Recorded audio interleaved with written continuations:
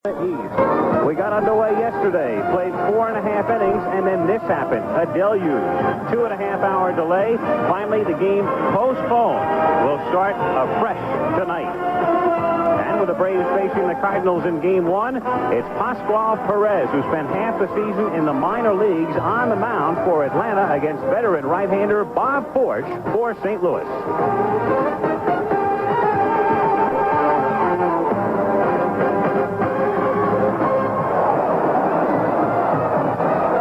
Stadium sold out. They'll have 51,000. Most of the people were here yesterday. All you needed tonight was a rain check. Game number 1, as you look around, the artificial surface. The Cardinals' first postseason competition since 1968. The best-of-5 National League Championship Series after an aborted start getting underway this evening in Missouri. Hello again, everyone. I'm Al Michaels, and when we last left you yesterday, 1 out, bottom of the 5th inning, the Atlanta Braves were on top by a score of 1-0. It started to rain.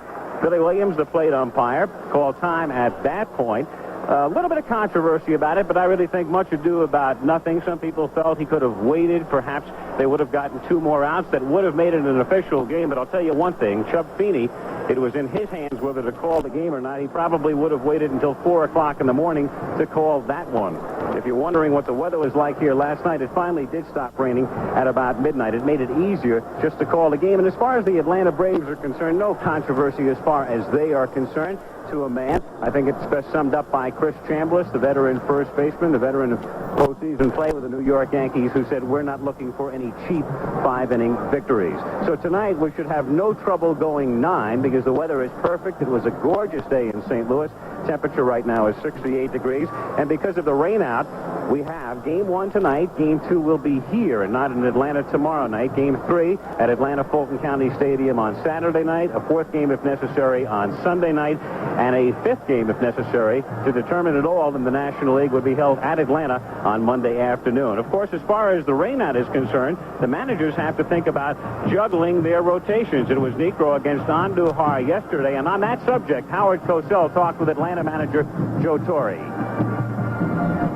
I think you should tell the public here and now about your talk just now in the clubhouse with Phil Niekro. You almost toyed with starting him tonight. He wanted to start, didn't he? Well, actually, I had Bob Gibson talk to him about that. Gibby said his eyes really popped up real big, and see what had happened. It's not really the arm as much as it is the hand. He fouled the ball. He got jammed yesterday on an Andujar pitch, and got a little puffiness in his thumb. But we just feel it's safer to wait till tomorrow to start Phil because we want to make sure his first outing is going to be a good one. So Phil will start tomorrow, 1 day's rest in the wake of yesterday's 4 1/3 inning. Right. He threw 60-something pitches, but the way he's been pitching, I'm sure that, as we said before, the adrenaline's flowing and he's ready. Is there irritation in you over Billy Williams, the plate umpire's decision to stop play when 2 more outs would have given you a victory? Well, Howard, I don't believe would have given us a victory. I'm sure we would have finished that game one way or the other. You know, if it had been, after the 5th was completed, then we would have sat on it and waited. And I just think Billy was following instructions on any kind of rain to keep it from being the kind of fiasco it was a few years ago to play in the rain. That he just did it to protect everybody involved. But I have no animosity toward Billy. He's just doing a job. How materially has your club been hurt by the failure to complete yesterday's game? And how can you be sure that Niekro will be able to pitch tomorrow with just 1 day's rest? Howard, I haven't been sure of anything all year except that we're going to win. And it's just another obstacle we're going to have to climb and jump over. And it's just been that kind of year. We figured if anything was going to happen that was going to be weird, it was going to happen to us. But the ball club just seems to come back in the face of adversity and do very well. So we're pretty confident we're not going to be hurt by it. Were there any mistakes made by the opposition yesterday? I have in mind Lonnie Smith on the bases and Lonnie Smith playing a long shortstop against Claudell Washington in the 1st inning. I thought they held Claudell a little cheap yesterday. That ball, when it was hit, I said, boy, it's just right at him. And all of a sudden I realized it was over his head. Claudell's pretty strong, and he's hit some home runs to the opposite field for us. But, of course, it went for naught because we were able to execute and get the run home thanks to Chambliss. But aside from that, I thought the game was played clean, even though it wasn't very long. Yes or no, your faith in Perez is still high? Well, Pasquale felt that if Niekro had won yesterday, he says, trust me, it'll be 2-0 going back to Atlanta. So I have a great deal of faith in Pasquale. Good luck to you, Joe. Thank you, Howard. So ready for Game 1, Busch Stadium in St. Louis. And in just a moment, Howard Cosell will be joined by Dodger manager Tommy Lasorda as the two compare the Braves and the Cardinals. Hello again, everyone. A privilege to have with us, sporting a new backward swirl hairdo, Tom Lasorda, the ebullient, voluble manager of the Los Angeles Dodgers, as our expert for this National League Championship Series. And we want to do exactly what we did yesterday, prime time, different audience, no fear of repetition. Tommy, quickly, your general comparison of the two teams. Well, Howard, these clubs are very different. They're one club, Atlanta, they depend upon power. They have 4 guys that can hit the ball out of the ballpark at any given time. And they also have what I think is an outstanding bullpen. Joe Torre, when the game is close after the 5th inning, he will go strictly with a 2-man bullpen and Steve Bedrosian and Gene Garber. If he's 1 run behind, he'll try to get Garber in after they get ahead.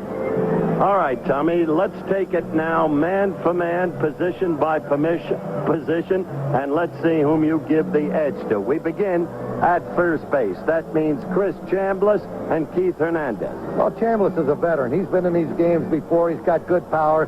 Keith Hernandez, to me, is a great all-around ball player. I have to give the edge to Keith Hernandez. All right, we go on to second base. Now, that means Glenn Hubbard, they call him the gamer, and Tommy Herr.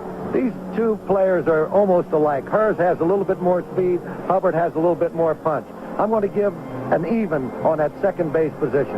Over the shortstop, Rafael Ramirez, playing very well in the late going, and Ozzie Smith. Well, Rafael Ramirez is doing very well, but he's no Ozzie Smith. Ozzie Smith, to me, is one of the finest fielding shortstops I've ever seen. And if they hit enough balls to him, you're going to see this guy make plays that are unbelievable. The choice goes to Ozzie Smith.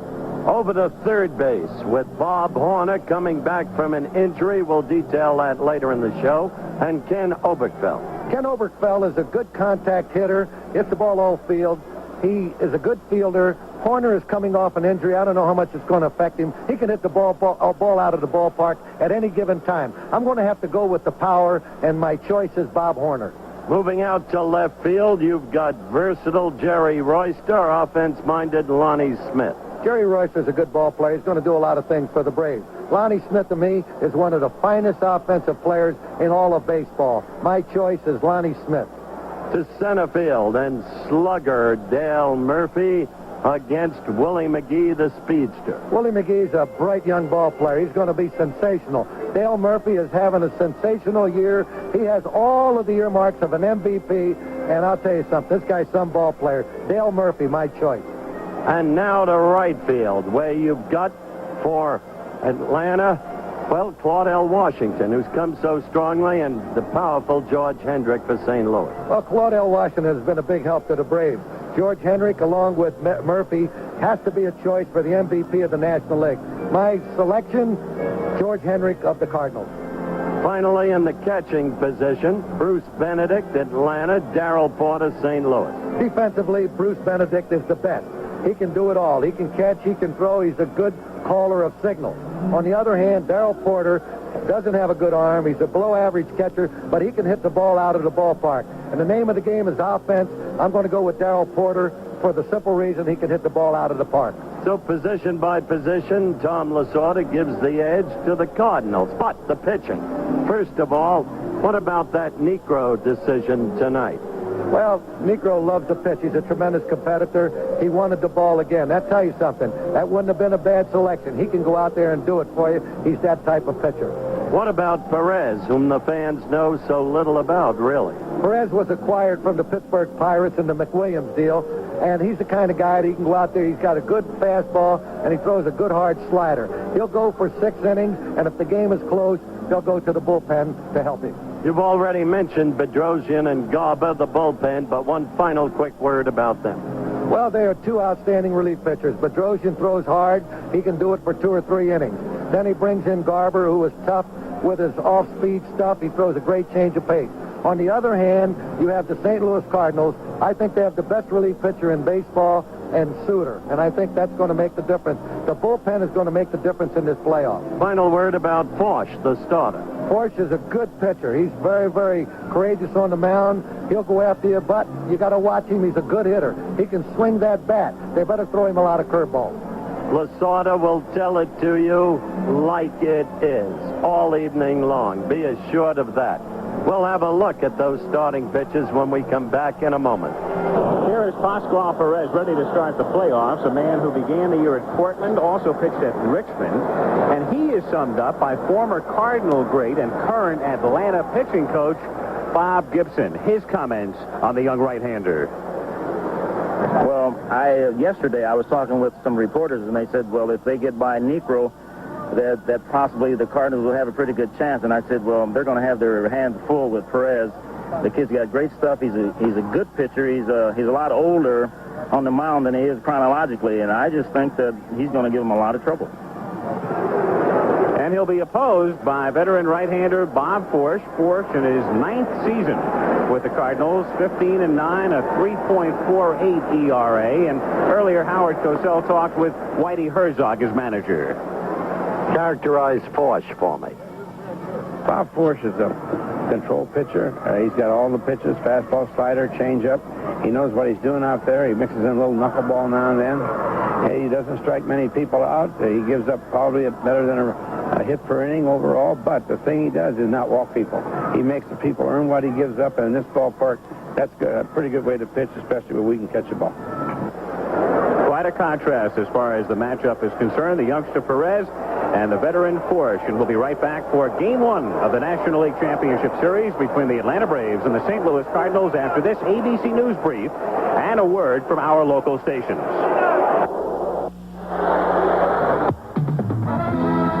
Game 1 of the 1982 National League Championship Series from Busch Stadium in St. Louis. The Atlanta Braves against the St. Louis Cardinals. And tonight's game is brought to you by Chevrolet, who invites you to take charge of a new Chevrolet car or truck at your Chevrolet dealers now.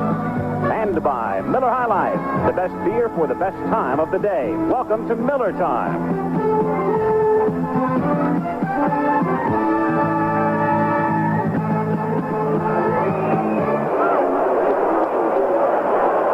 Cardinals best of 5 National League Championship Series, Game 1, about ready to begin. And let's have the introduction of the teams right now. Joel Myers, the PA announcer at Busch Stadium. Let's meet the participants in the 1982 National League Championship Series. First, the Western Division champions, the Atlanta Braves. The manager of the Braves, a former Cardinal, number 9, Joe Torre.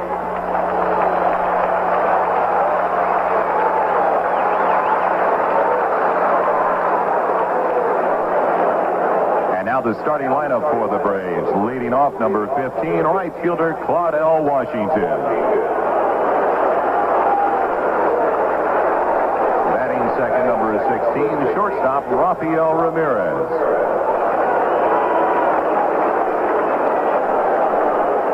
Hitting third, number 3, center fielder Dale Murphy. Batting cleanup, number 10, first baseman Chris Chambliss.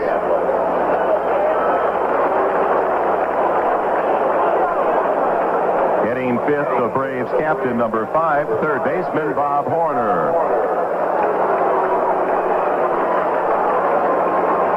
Batting sixth, number 1, left fielder Jerry Royster. Seventh, number 17, second baseman Glenn Hubbard. Batting eighth, number 20, catcher Bruce Benedict.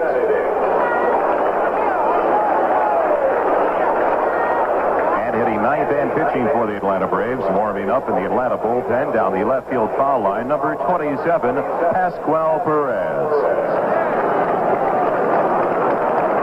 And the rest of the members of the 1982 Western Division champions, the Atlanta Braves, along with their coaches and trainers.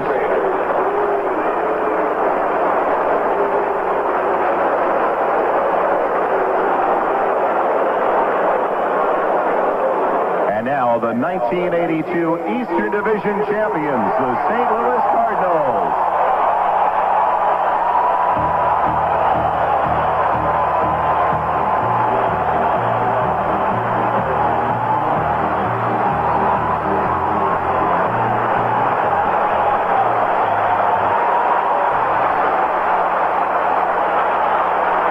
the manager of the Cardinals, number 24, Whitey Herzog.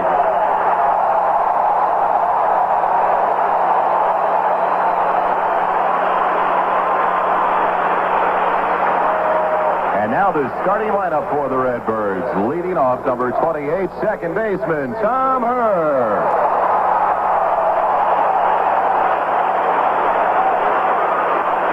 Batting second, number 10, third baseman, Ken Oberkfell.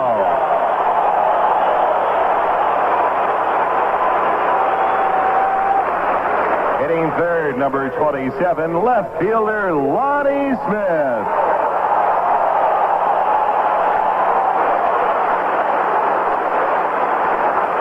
Cleanup for the Cardinals, number 37, first baseman, Keith Hernandez.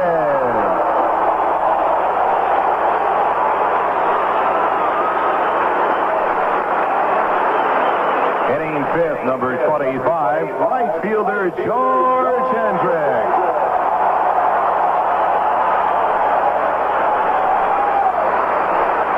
Batting sixth and catching for the Cardinals, number 15, Darrell Porter.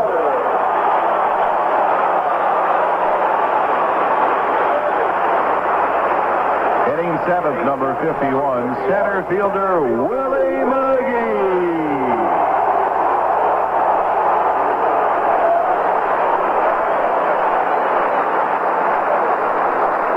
Batting eighth, number 1, shortstop, Ozzie Smith.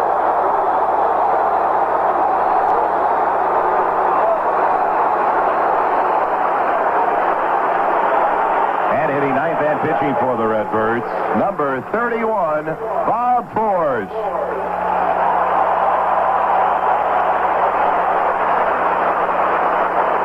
And the rest of the members of the Eastern Division champion Redbirds, along with their coaches and trainers.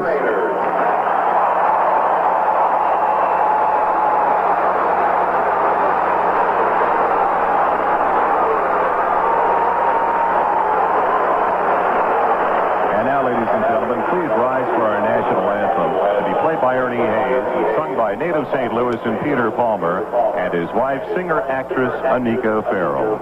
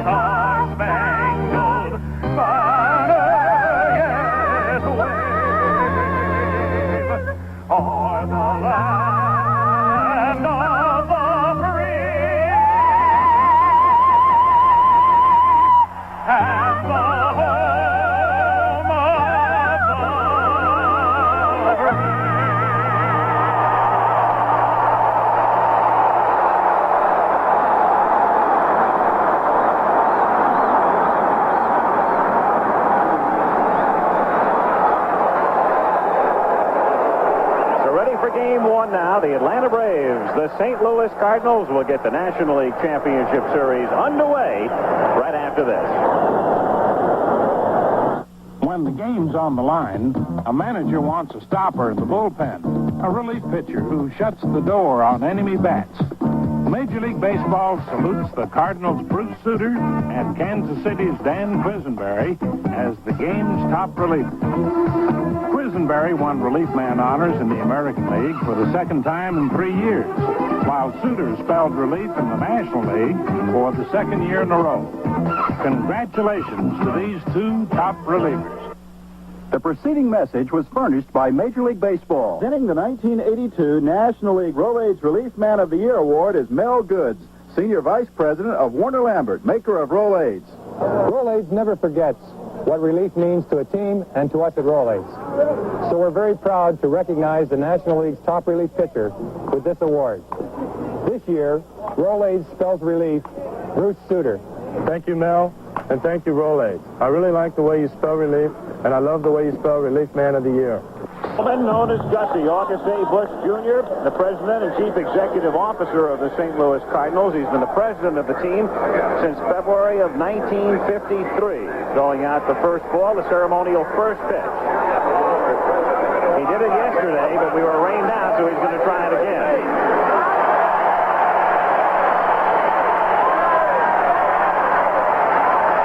Gussie Bush. Stadium named, of course, for the Bush family, Bush Memorial Stadium, downtown St. Louis. Darrell Porter on the receiving end.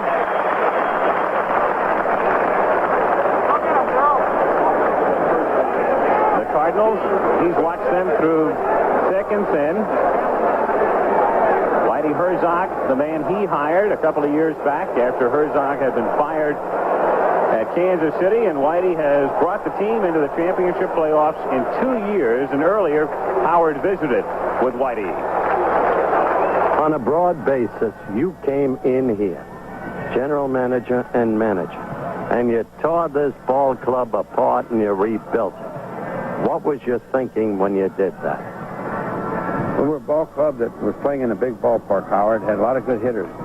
I was very fortunate that I could deal from strength. We had 2 good catchers in Ted Simmons and Kennedy. We had 2 good first basemen in Bull Durham and Keith Hernandez. Therefore, I had a couple of good young ball players that I could deal away and get the people I wanted. I knew that Bull Durham was going to be a superstar. He's a great player right now, but we had to have the good relief pitcher, and I thought Bruce Suter was the best, so we did that deal. Kennedy was very much in want by a few ball clubs. San Diego had fingers. I didn't know whether I could get Suter. I got him on a Monday. Fortunately, I got Suter on a Tuesday, and that's why he went. And he's had a great year there. But the thing that was the key to the whole thing was being able to sign Darrell Porter as a free agent.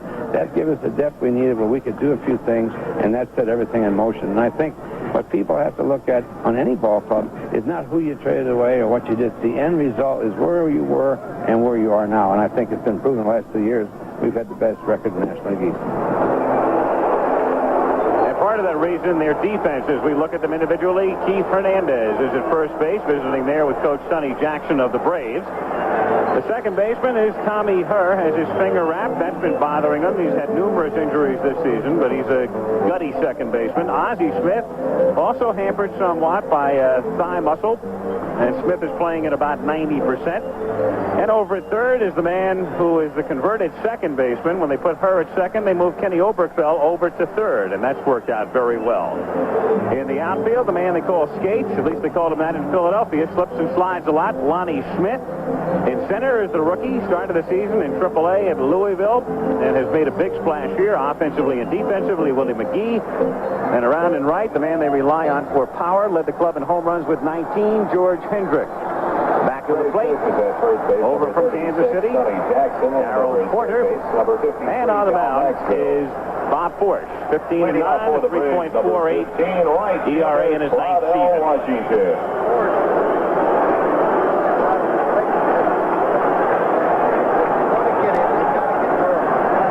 Reputation of giving up runs early in the ball game, so you're going to have to get him early if you're going to get him.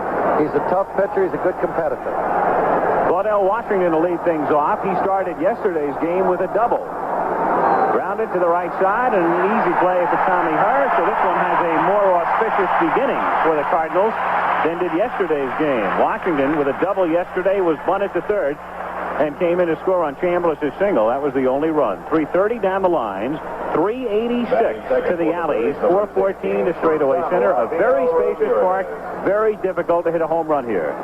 Al, Tommy will be the first to tell you that Forsch rarely strikes out hitters. His average strikeouts per game, a little over 2 men per game. As you look at tonight's umpires, Billy Williams back at home plate, Engel, Wengelstedt.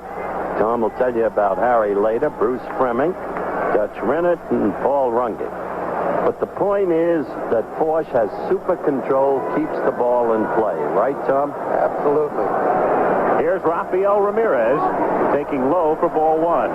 Ramirez hit .278 this year. That's much more than they had expected. Go back to last season, his first year with the club, he hit .218. He also led the league in errors with 38. Takes a strike, and the count is 1-1. This guy's a good fastball hitter. He'll jump off with both feet to get to the fastball.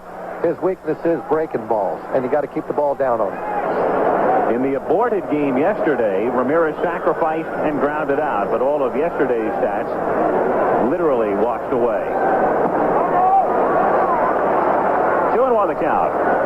Atlanta's a gutsy team. A great deal of self-belief. No wasted time in complaining over what happened yesterday, and that's a tribute to Joe Torre.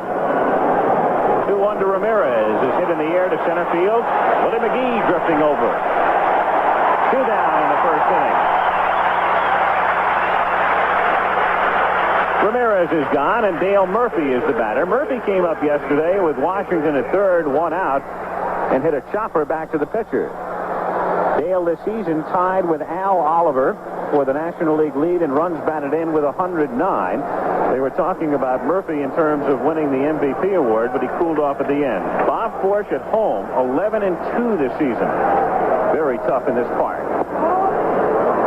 1-0 the count. Murphy is some kind of ball player. He's outstanding defensively and offensively, and this guy will steal some bases on you. He can hit the ball out of any ballpark.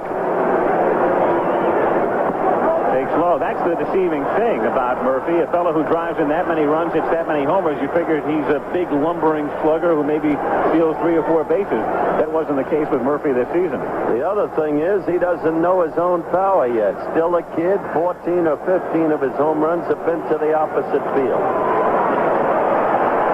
2 balls, 1 strike to count. Howard just said very true. 12 homers to left this season. He hit 9 of them to center and 15 to right, spacing them around.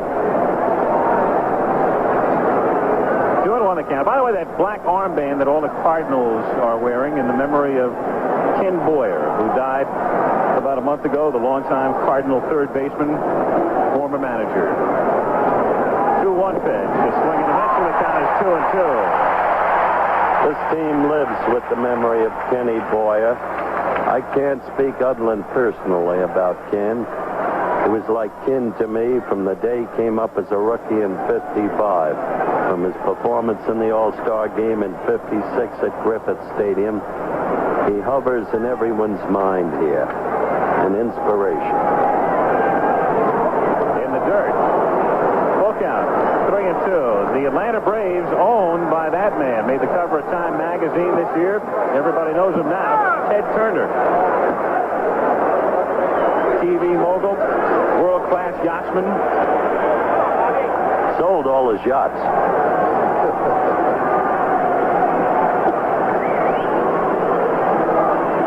3-2 pitch. Broken bat, weak grounded to short.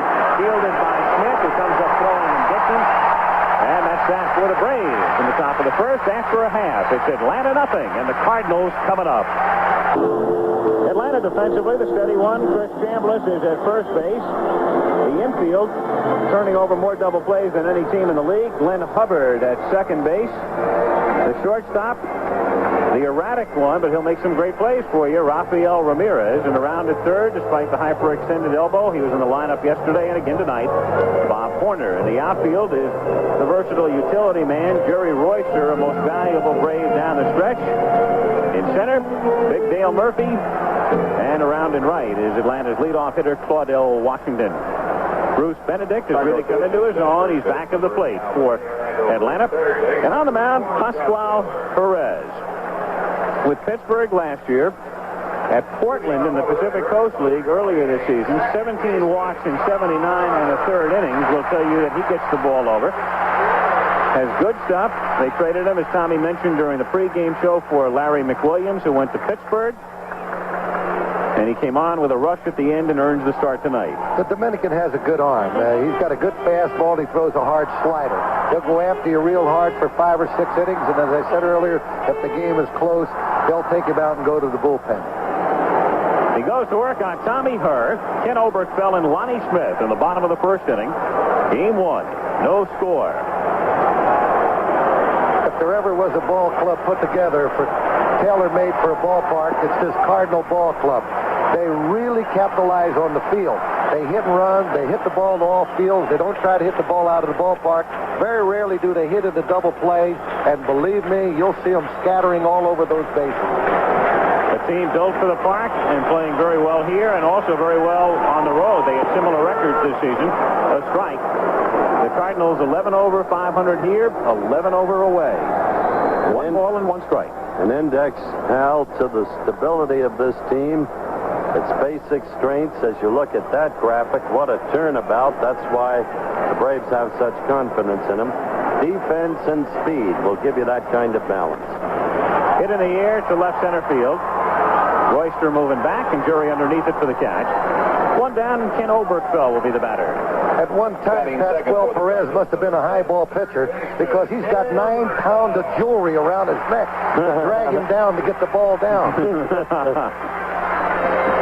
When you get a chance, Tommy, because he came in the McWilliams trade, I want you quickly to tell the story of how you called Al Campanis and said, I want McWilliams. Not now, but when you see a spot.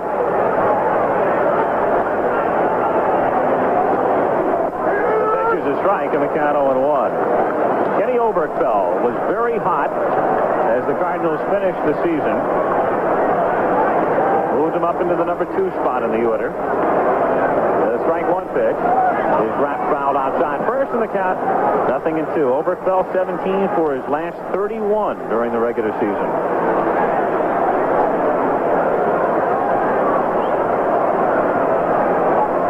Bases empty, bottom of the first inning. No balls, 2 strikes to count on Oberkfell.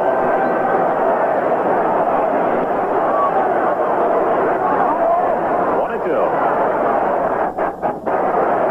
Perez won a huge game for Atlanta last week. In fact, it was the night they moved into first place. They were playing the Giants. The Dodgers were losing to Cincinnati. Atlanta had built up a big early lead, and Perez came out of the bullpen at Candlestick in the 3rd inning to stifle the Giants and move Atlanta into first place. To left field again. Instant replay here for Royster. 2 gone. Joaquin Andujar, yesterday's starter. You know, people talk about pressure on a young pitcher like Perez, especially with the Cardinals having 6 left-handers in the batting order. But statistics, while very much used in baseball, can be deceiving. He pitches better against lefties this year than against righties. He held lefties to a .241 batting average. Smith grounds it to third. Horner backs up on it, throws, and gets him. So both teams go out in order in the first. We'll go to the second at Busch Stadium. Atlanta nothing, St. Louis nothing in game 1. Bob Force, 6'4", 215, 32 years old, out of Sacramento, California. Howard spoke with him earlier. Now, Whitey characterizes you as a complete pitcher. Ability to move the ball around the plate, throw a variety of pitches, know the hitters, prey upon their respective weaknesses. If you are the complete pitcher that he says, when did you reach that status in your mind? Well, I think really it's within the last couple of years that I've got where the velocity isn't quite there that used to be, but nonetheless the movement is, and I feel proud of myself that I don't walk a lot of batters. I think it's important to keep the ball in play, to give your defense a good idea of how you're going to pitch hitters and go right after them. When you need to make a pitch, you just got to go try to do it. Force working here on Chris Chambliss, leading off in the top of the second inning, missing with the first 2. 2 balls, no strikes to count. Second inning, no score.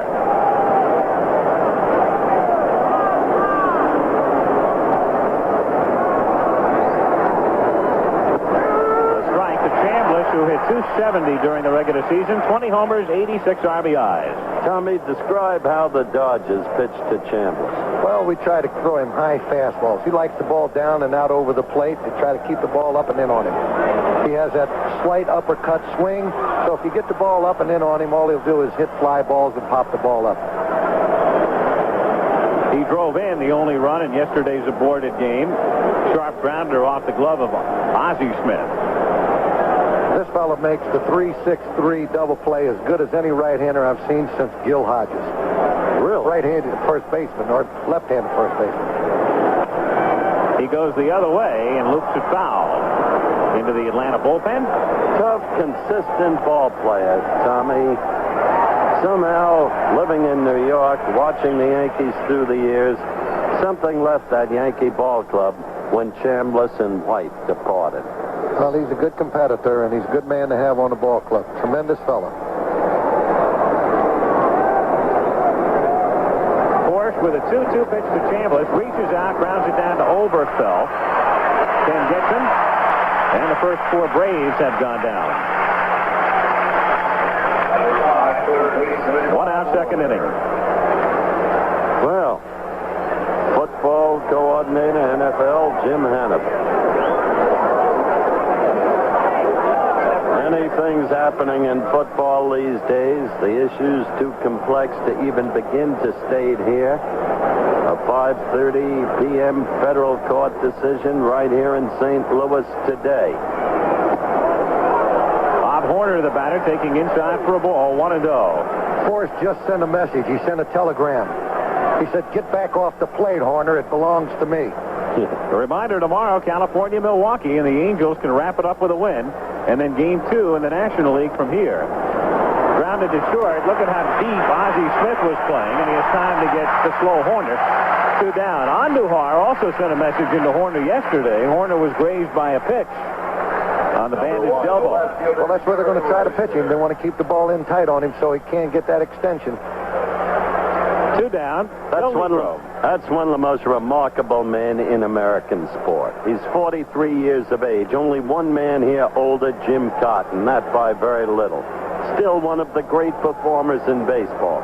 He told the immortal great ghost of Flatbush, Duke Snyder, today, "Let me pitch every day against this team." And he meant it. He can do it. Force missing here. 1 ball, no strikes to count. Bob offering that last pitch at 92 miles an hour. Royster fouling it at the plate. And the count 1 ball and 1 strike. It'll be interesting if the California Angels win in the American League and the Cardinals win in the National League. You could have a brother matchup in the World Series because brother Ken pitches for the Angels. Bob here with the Cardinals. Get Richard Dawson to MC a family feud. Be a first. You see the defense they set up for Royster. He generally hits the ball the other way. Ozzie Smith is very close to the second base, and the center fielder's playing him straight away, and the right fielder's over. So they're going to pitch him hard stuff, and he's going to hit the ball to right field in most cases. They don't want to throw him any soft stuff. 1-2 the count. 2 down, bases empty. Royster trying to go that way. Count holding. Hubbard will be next. Tomorrow night, Phil Niekro coming back. Day's rest as you look at Hubbard. The Cardinals will be going with a rookie. It'll be John Stuper on the mound in game 2. That's a good-looking kid, that Stuper. But it's guts of Torrey. And down goes Royster. Kept it low and away. Jerry strikes out. Number 1 for Force, who has set down the first 6. And in the middle of the second inning, it's the Braves nothing and the Cardinals nothing. Going to the bottom of the second inning in St. Louis, Al Michaels with Howard Cosell, Dodger manager Tommy Lasorda. No score in game 1 with the middle of the order, Hernandez, Hendrick, and Porter facing Pascual Perez, the right-hander. And all of the Cardinals will face only right-handers in the playoffs. The Braves with a 9-man staff, no lefties. 1-0 the count. This guy is a manager's delight. He can do it all, both offensively and defensively. He's got power, hits the ball to all fields, can run well, he'll steal the base for you, and he can do it with the glove. He was sputtering early on this year and then closed strongly and lifted his average just 1 point shy of the 300 mark that he's grown accustomed to. He only lost the 300 mark on his final at-bat this year, which troubles him because he's been so consistent. Perez is trying to keep the ball down on him. He likes the ball up. Shot foul, 2 balls, 1 strike to count. In the Cardinal dugout. Red Shandy. That's another remarkable man, Al. Defeated tuberculosis in his life. Past manager, one of the great players. Shane Deanston, Musial, everlasting Cardinals, great buddies. Red now a coach. Grounded to short. Ramirez over to Chambliss. And we've had nothing but outs thus far. On the ground. Both pitchers have kept the ball on the ground. I noted earlier that Perez was 241. Held left-handers to that. Right-handers hit him to 307 this year. So he's developed an effectiveness against those left-handers. What makes his ball effective against left-handers is the ball moves when it's down, and he's got great life to it. There it is graphically. Hendrick at the plate. Looks at a strike. George this season wound up at 282. Led the club in homers with 19. Had 104 runs batted in despite missing 26 games. He was out early with an elbow injury. 1-1. Hall of Famer Bob Gibson. You talk about a toughie. There have been very few like that man. But as we noted yesterday, he's mellowed through the years. When he was on that hill of thrills, he was tough. Chopper fielded by Ramirez, who makes a nice play to get him. He couldn't afford to short hop it. Gloved it on a bounce and gets him. So 5 straight set down by Perez. On the ground. I liked what Tommy said in his opening analysis. He said, Perez, you can look for 6 good innings for, and then they'll come with Bedrosian and, of course, with Garber. But with Porsche, he said, you've got to get him early. And Porsche has been working very effectively, at least in the first 2 innings. And you got to slow him down. He likes to work fast. He likes to get the ball and throw it. You got to step out once in a while. Darrell Porter. It's a chopper to the right side. Hubbard over to first. 3 more grounders, and both pitchers have set down the first 6 men they faced.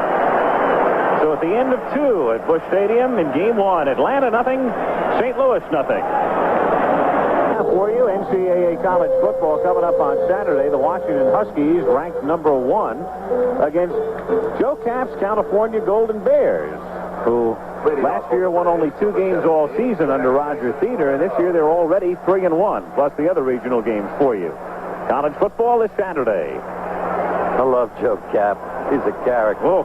Remember when he got the job? They said, how can you coach? He said, if Cosell can coach 28 teams in the NFL, I can coach 1 in college. 3rd inning, no score. Glenn Hubbard to lead things off and takes a strike, and the count is 0-1. Bottom of the order, Hubbard, Benedict, and then the pitcher, Perez. This is the kid they call the gamer. Tommy can tell you why. He's tough. He loves to play, and he seems to get that big hit for them whenever they need it. He's very, very tough with the bat in his hand. And, of course, he's an outstanding double play man. That's his lady. He's not afraid on the end of the double play. You can go after him, but he doesn't give an inch. Nicknamed the Mountain Man. Force quickly ahead, 0-2. Ran it in on him. The Braves hit only 3 home runs in this park this season in 6 games. Horner hit 2, that would figure. Tough park to homer in. The other was hit by Hubbard. Well, the Atlanta team loves to play in Atlanta because of the power. The launching pad. That's right. And the Cardinals love to play in this ballpark because of the turf. When they hit that ball in the outfield, it takes off. 1-2 the count. You realize the Braves hit 95 home runs in their 81 games at home, by far the most by any National League team in its own stadium. And Hubbard goes down swinging. So 2 strikeouts for Bob Force. They are successive. He got Royster in the 2nd, and here he gets Hubbard to start the 3rd. But, Tommy, in their 81 games on the road, Atlanta hit only 51 home runs to rank but 6th in the league in road home runs. Now, that's imbalance. Well, you get them out of that short park, and they become different hitters. And that's the big thing about this ballpark right here. It'll take away the power. Bruce Benedict with a swing and a miss, and the count is 0-1. Benedict, no doubt, playing on a full stomach today because we saw him at lunch. Yes, we did. At one of Lasorda's places. Charlie Gito's Pasta House. Wasn't it great? Grounded to third. Short hop, knocked down, and no play. And the game's first base runner is Benedict. Oberkfell can't handle it, and it's scored as an error. Kenny charging in. Tries to short hop the ball. Hitting off the heel of his glove and bounding away. He could have waited a little bit longer with Benedict running. He could, because of the fact that Benedict does not run real good. In fact, if Benedict got in a race with a pregnant woman, he'd finish third. I thought Los Angeles was Tommy's present hometown, but he is the mayor of this city, I'll tell you that. They love me. Hernandez ready to charge in and then moving back. As Forrest throws over there. This is a very unusual defensive position by Hernandez. He is not standing on the base. He is out in front. Very rarely do you see a first baseman in that position. And he's charging. The pitch is a strike. And the reason he does that, Al, is because of the fact that he knows that Benedict cannot steal. So he's up front getting ready to charge the ball. He's going to try to take the ball off the bat when Perez bunts. Cardinals that time had both Hernandez charging along with Oberkfell, with Smith moving over to cover second. It's tough to bunt on this Cardinal infield. With the turf. Another strike. So Perez can't handle the first two pitches, 0-2. See what the third baseman was and the first baseman? They will take the ball right off the bat. There's only one way you can overcome that. Have the guy run and bunt.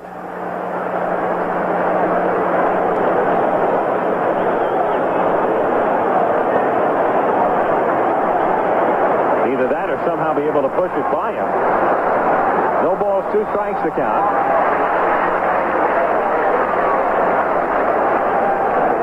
No score in the third inning with 1 out.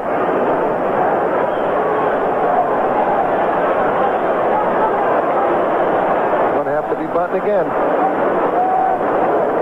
Squares, and it's a foul ball for strike 3.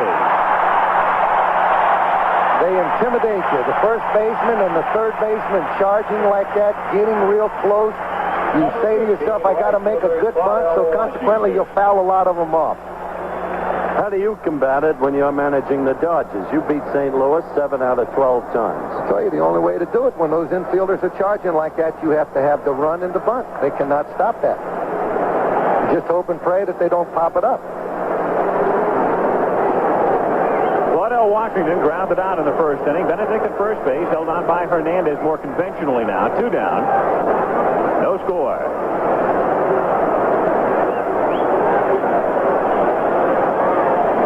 I think you'll find Lonnie Smith a little bit deeper on Washington today than you did see him yesterday. Joe Torre told me, and you heard it. Let's look at that last pitch, Tommy. Looked like the bottom fell out of it. Yep, right off the table. Joe said they played Claudel a little cheaply. Washington fouling it away, and the count, no balls and 2 strikes. Now he's got him 2 strikes and no balls. He's going to have a couple of shots at him on the inside part of the plate up high. All right. He can't give him anything good. There is where Lonnie Smith is, as you can see, several steps further back than he was in the first inning yesterday. Yeah, and we'll watch for the pitch, as Tommy predicted. He was playing a long shortstop yesterday. It's incredible. Smith, by the way, has good lateral movement on a fly ball, but it stops there. See the catcher coming inside? The location right there. He's giving the pitch away. He's certainly going to make every effort to get that ball inside to him. That is where you have to pitch, Mr. Washington.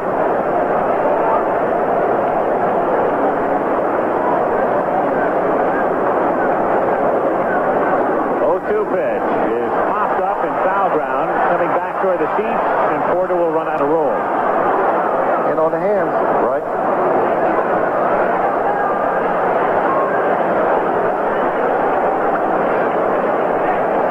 Bob Force doesn't walk very many, doesn't strike out very many, always around the plate, as Tommy said. He won 20 games in 1977. Then he won 11 games the next 3 years in a row. 10 last year in the strike-shortened season. Then back up to 15. Coming inside again with that slider. Got a piece of it and got a piece of Porter. So far, you're 100%, Mr. Lasorda.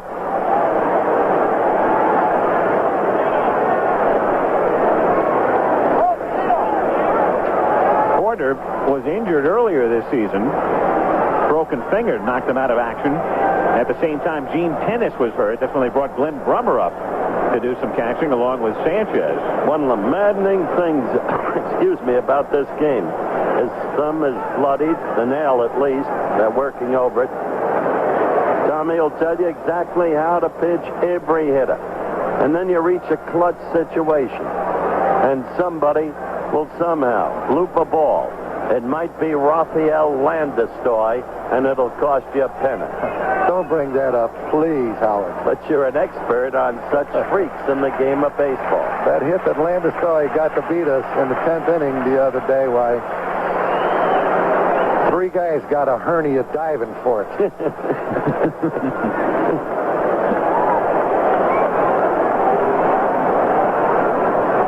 No balls, 2 strikes on Washington. Going inside with a fastball now. Benedict at first with 2 down, and Washington making them work. You're on target, my friend. Darrell Porter, no doubt any manager, Joe Torre, of course, included, observing that Porter has that right hand slightly bloodied, the nail. Can't help him. They're going to run on Porter whether he hurts his nail or not. Well, the way the Braves played the past couple of weeks, they became even more aggressive than they were through much of 1982. Hitting and running a lot down the stretch, especially on the coast in the 3 games that wrapped it up, or the 3 series that wrapped it up for him against the Giants, Dodgers, and Padres. Again, now look, he's moving outside. He's saying Washington's getting a little bit of the ball inside. Let's show him 1 pitch out away. He's looking inside now, so they're going to try to go away with the pitch. And an 0-2, you can afford to waste one. And he wastes one with a capital W, 1-2. That's exactly what he did. Did you agree with that tactic, Tom? No. Got it too far outside, though. Now we'll come back inside again. Now, we mentioned this stat yesterday during the rain-shortened game. Washington, one of the hottest hitters in the league in September. He was the player of the month. The runner goes, and it's whacked in the center for a base hit.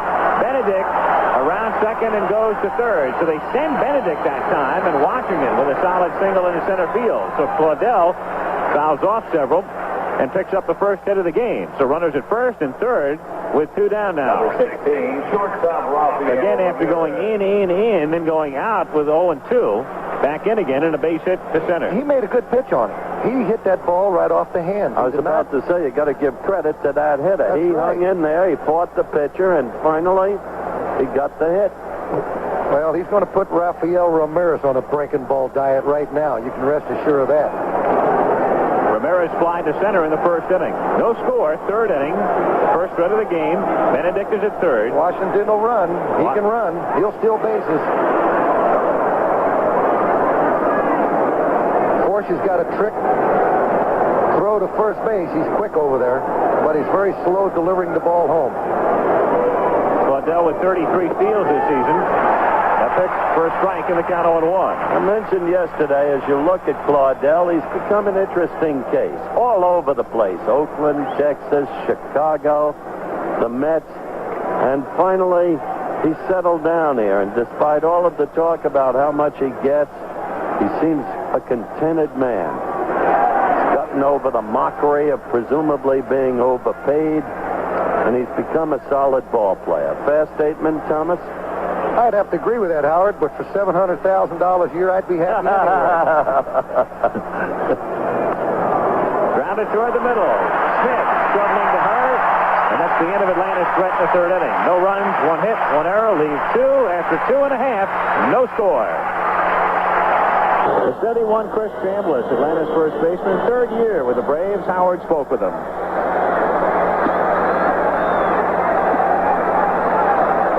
collection of managers, including the likes of Billy Morton and Bill Burton, two opposites in temperament. Here you played for Joe Torre. What is your reaction to Torre? Well, he's really done a fine job with getting respect on this club. I think the club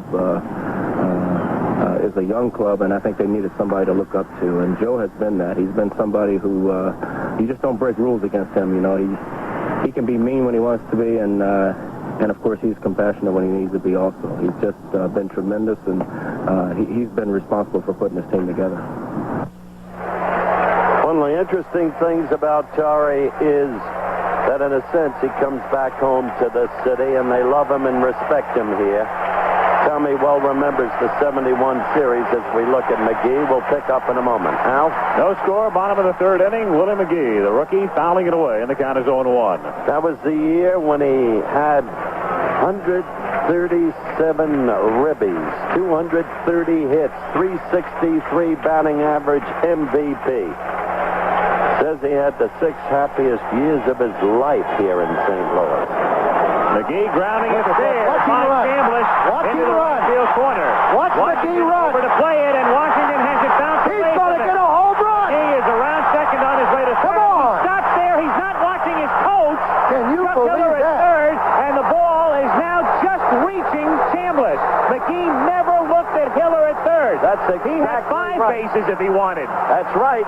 He had a home run inside the park. Tommy called it on the button. The kid knows what he did. Here it is down into the corner. He definitely has a double to begin with. Probably a triple if Washington even plays it perfectly. Now watch him. He'll come to third. Hiller's just waving him in at trying to third. tell him to go. But he's not looking at him. Watch Hiller. He stops at third, never looked at Hiller, and here's the tough bounce you can oft-times get here at Busch Stadium, compounded by the fact, because of yesterday's rain, that warning track is still very slick. So by the time Flaudel gets it in, McGee is at third. He could have scored easily. It's in for a strike. The only saving grace for Willie is that he's at third with nobody out. He figures to come in anyway. We'll see, though. Chuck Hiller was going crazy again as you follow the ball. And it took that hop, skip, and jump past the right fielder. Washington, he knew what he had done. Ozzie Smith at the plate with a count of 1 ball and 1 strike. We saw the same thing happen in reverse last Sunday in Baltimore. I tell you got to be alive with Ozzie Smith hitting in this situation. He's the kind of guy that likes to squeeze. Whitey will squeeze with him. With nobody out, you think? Well, possibly. I don't know. Ozzie Smith. You have to be looking for it. Switch hitter. 1-1 pitch. In there for a strike, and the count is 1-2. Oh, can that kid run? Oh, he's one of the few guys in baseball who gets out of bed, turns the light off, and gets into bed before the light goes off. All right, Thomas. Here's the 1-2 pitch to Smith. In on his hands and fouled off his foot. 1-2 the count. Ozzie Smith, you know about him defensively. Offensively, he provided the Cardinals with more than they expected. Smith is so good as a shortstop that if he hits .210, he's still valuable to you. He wound up hitting .248, and for most of the season, he was up in the 260s. Denise Smith and their son, somebody in town looking to stir something up, said today that Ozzie wants to be traded. Well, you'll hear from Ozzie during the course of this series. I've spoken to him about that. It's nonsense. 1-2 pitch, fouled away. What else do you write about when there's a rain out? Well, on a clear day.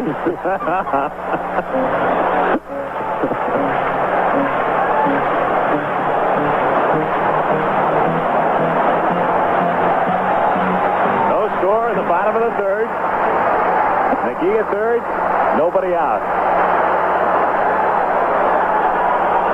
Ozzie's had a little trouble driving in runs in his last 12 ball games, as you can see. He's had a real good year with the bat. He'll hit the ball to left field in most cases. That's why they're trying to throw him hard stuff inside. There's several games down the stretch with a hematoma, thigh injury, outer thigh. 1-2 pitch, low. 2 balls, 2 strikes. He's a better hitter from the right side than he is from the left side. Infield playing in, as you can see. With McGee, they're going to have to get a little closer if anything hit on the ground. He's going to go. Anything hit on the ground. Willie at third. And Smith loops it in foul territory. Horner giving chase, doesn't have a play. If Horner caught that ball, McGee would have tagged up. No question. Would have scored. Willie was running at third, but the ball out of Horner's reach. Ramirez also chasing it down. 2 balls, 2 strikes. The count remains with McGee at third and nobody out in the bottom of the third inning. Ozzie became a switch hitter. Did you ever convert a guy to switch hitting, Tommy? Yes, we've converted a few of them to switch hitting. Who? Well, we converted Stinson. When he played with us, he became a switch hitter. And we had Parker that was a switch hitter. We had a lot of switch hitters. Maury Wills was converted. Hit in the air to center field, deep enough to score McGee. Murphy is there and makes the catch, and Willie tags. Murphy's got a decent arm, but he won't get it. 1-0.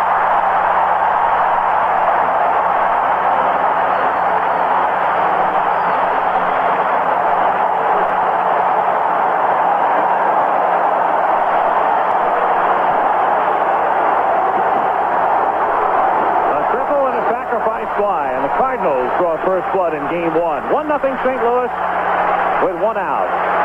Base is empty, and Bob Force the batter. Reagan made Wills the switch hitter at Spokane before you got there. That's what I said.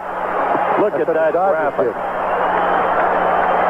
The Cardinals, if they get up on top, are very tough, and of course that goes down to the bullpen. You think about Suter if you have the lead. They're also the type of team, as you can see, if they don't score first, they're in trouble, because if they get 3 or 4 runs down, they really don't have the kind of attack that can pick up a lot of runs in a hurry, a la Atlanta. 0-1 pitch to Ford. Hit sharply on a hop down to Hubbard at second, and Glenn turns it into an out. 2 gone in the third inning, and Tommy Herr coming up. Herr will wait, allow Force to get back into the dugout, take a little bit of extra time. Herr, one of 6 switch hitters for the Cardinals. 2 of those 6 are pitchers, but again, as we stated it earlier, Atlanta coming into the playoffs with an all right-handed staff, all 9. So you'll never see the switch hitters in the series bat from the right side.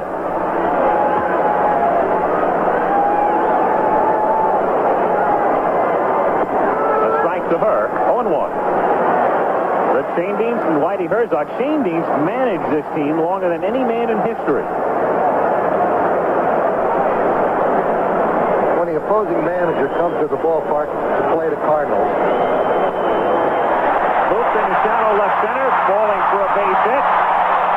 Tommy Herr with a single, and Kenny Oberkthal will be the batter with 2 down.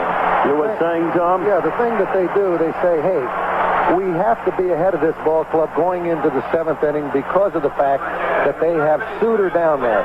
Once you get Suter in there with a 1 or 2 run lead, generally you can pack the bats. It's all over. Now you got to look for her to run in this situation with 2 outs and Oberfeld to hit her. Chambliss holding her aboard. 1-0 Cardinals in the bottom of the third inning.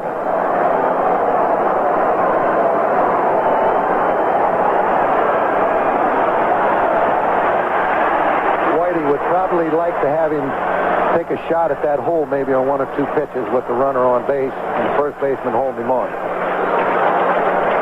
Herr had 19 steals this season. Grounded down to short.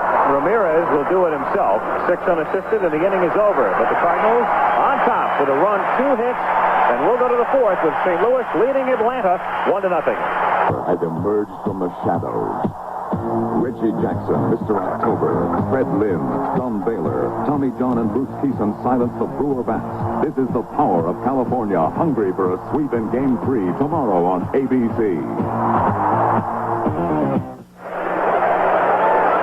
Going to the 4th inning at Busch Memorial Stadium. A lot of rain yesterday. Stopped about midnight. Beautiful day today. Temperature up in the mid-70s. Right now we're in the mid-60s. Game 1, National League Championship Series. Dale Murphy leads off in the 4th inning. Cardinals ahead, 1-0. If you're on the Redbird side, this is what you'd like to see. Murphy leading off a lot of innings.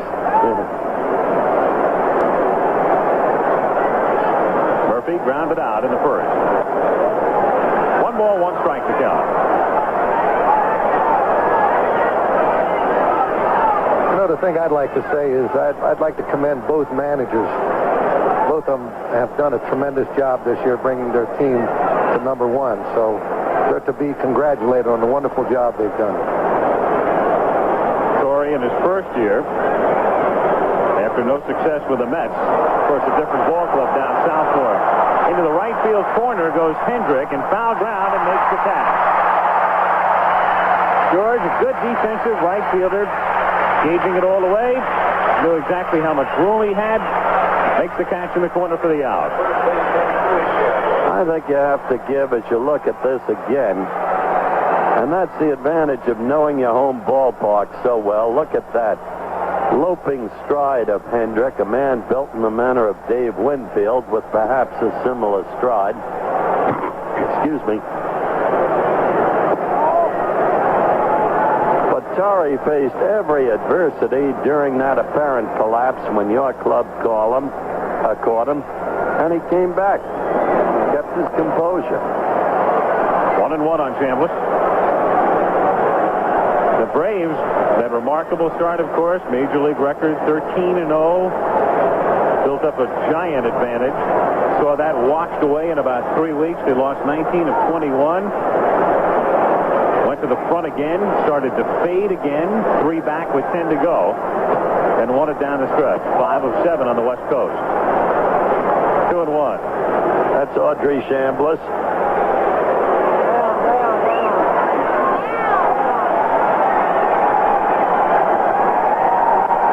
Chambliss lining it to right field. Hendrick is there, gauges it, one-hands it for the out.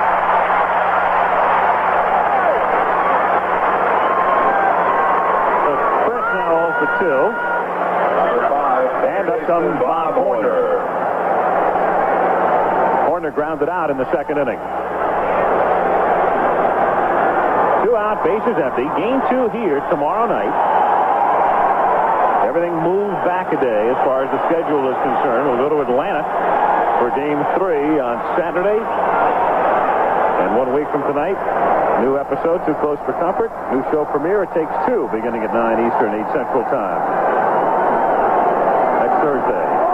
Inside the Horner. He sent him a message before, and a little one there, too. Tom, you've seen this kid Horner from the beginning when he first came up from Arizona State.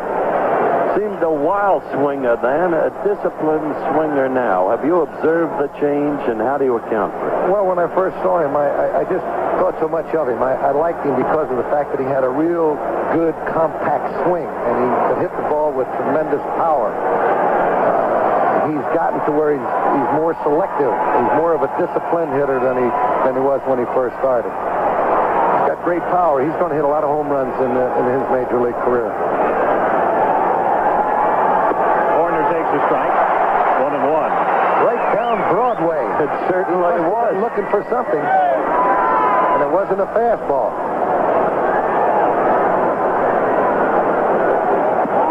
Going in. 2-1 the count. See him go inside? You can't see it because he's wearing the undershirt today. He's got that left elbow wrapped, hyperextended elbow, incurred at Cincinnati on the 18th of September. Didn't play until last Sunday when he pinch hit. He was in the lineup yesterday in the rainout. Looping liner, caught by Ozzie Smith, and a 1-2-3 inning for Fort. Third time in 4 innings that Bob has done that. Have a look now at the swing of Horner. Very compact, head and eyes right on the ball. So Bob is gone. So are the Braves. We'll go to the bottom of the 4th inning. It's St. Louis 1, Atlanta nothing. Going to the bottom of the 4th inning in St. Louis, 1-0. The Cardinals on top. The well-clocked one, of course, is Thomas Lasorda. That cost him $30. He couldn't believe it when he got the bill. Did the manicure bit the whole thing today, didn't you? Everything. The whole works. Howard, when you heard New York, New York in between innings, what did you think about? The man who made it his song.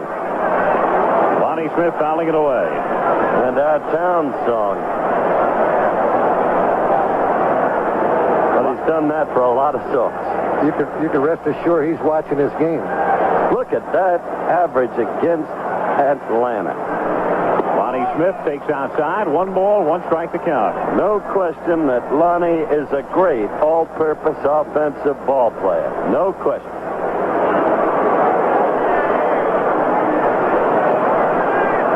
1-1 to Smith. Grounded to third. Picked nicely by Horner. And he gets him. Fine defensive play by Bob there. He had a little trouble yesterday on a sharp grounder. One-hand pick here. That was one of those do-or-die plays. Either or. Look. Smith can run. You still dream about Nettles? Hernandez at the plate. You know, it's an amazing thing. After that World Series in Anaheim, I had to make a presentation to Nettles. And I sat next to him at the dinner table, and 3 times he dropped his fork. We're talking, of course, about the 1978 series. Dodgers won the first 2 games. There was talk of a sweep, and then catastrophe in the form of Nettles. 1-1 the count. Also, you could be talking about the first 2 games of the 1981 World Series before Greg went out with a thumb injury. Yeah, let's talk about that. Yeah. That's much better. The Yankees were talking sweep and then catastrophe when a gritty manager refused to take out Valenzuela. Now they say, why did you take him out? Hernandez takes low, and the count 2 balls and 1 strike. I mean, if ever there was a story on the irony of managing, you're a hero when you leave him in, they're screaming, take him out. Boy, was that a draft choice. 42nd round. Oh. This guy's some kind of ball player. That's like getting Bart Starr in the draft round when they got him. Bob Forsch, the pitcher tonight, was a 38th round pick. Swing, he comes around. 2 balls, 2 strikes to count. There's Forsch, who was signed by the Cardinals as an infielder. Have a look at Hernandez here. This one, they didn't even need to appeal. Plate umpire Billy Williams could call this one by himself.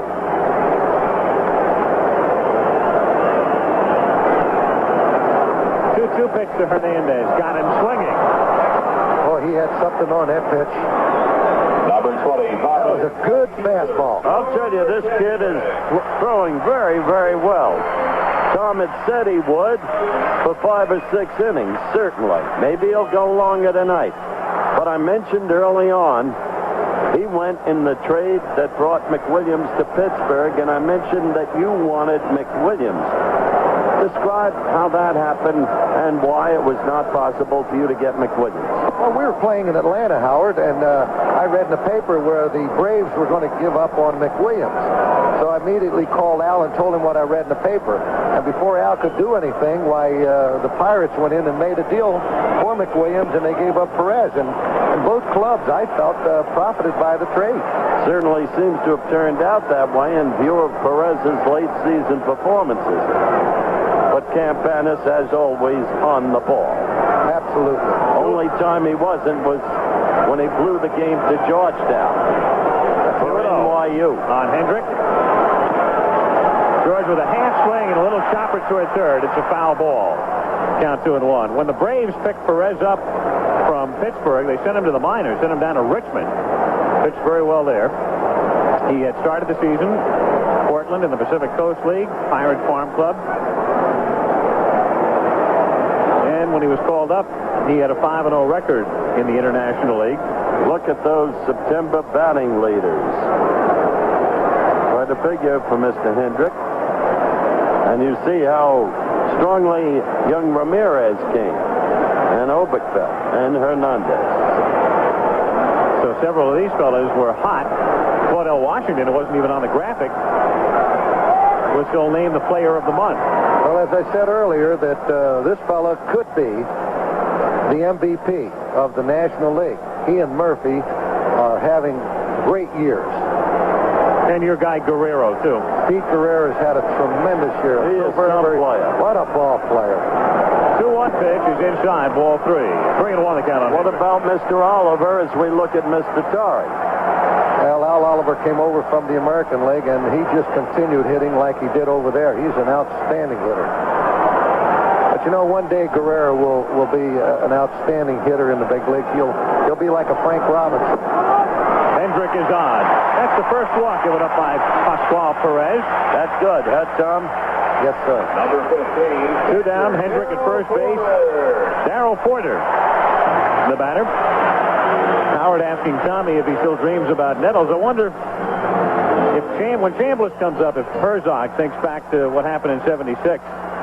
Jack Lytle was the man who threw that pitch to Chambliss in Yankee Stadium. Mark Lytle.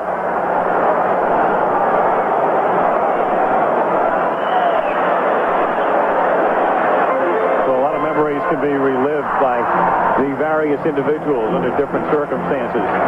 Never forget that day when the fans stormed Chris. Under the rules, if he never reached home, impeded by the fans, it still would have been a score. I don't know about that. What about the 1910 Merkel Boner when he failed to touch 1910? 1908 at the old Polo Grounds. Right. Failed to touch second base. When Birdwell got the hit. Went into the umpire's dressing room and got umpire Frank O'Day out, stepped on second base, and they called him out. Hendrick at first base, 2 down. And you were there. 1 ball, no strikes to count on Porter. And forevermore, it was Bonehead Merkel. Cardinals on top, 1-0.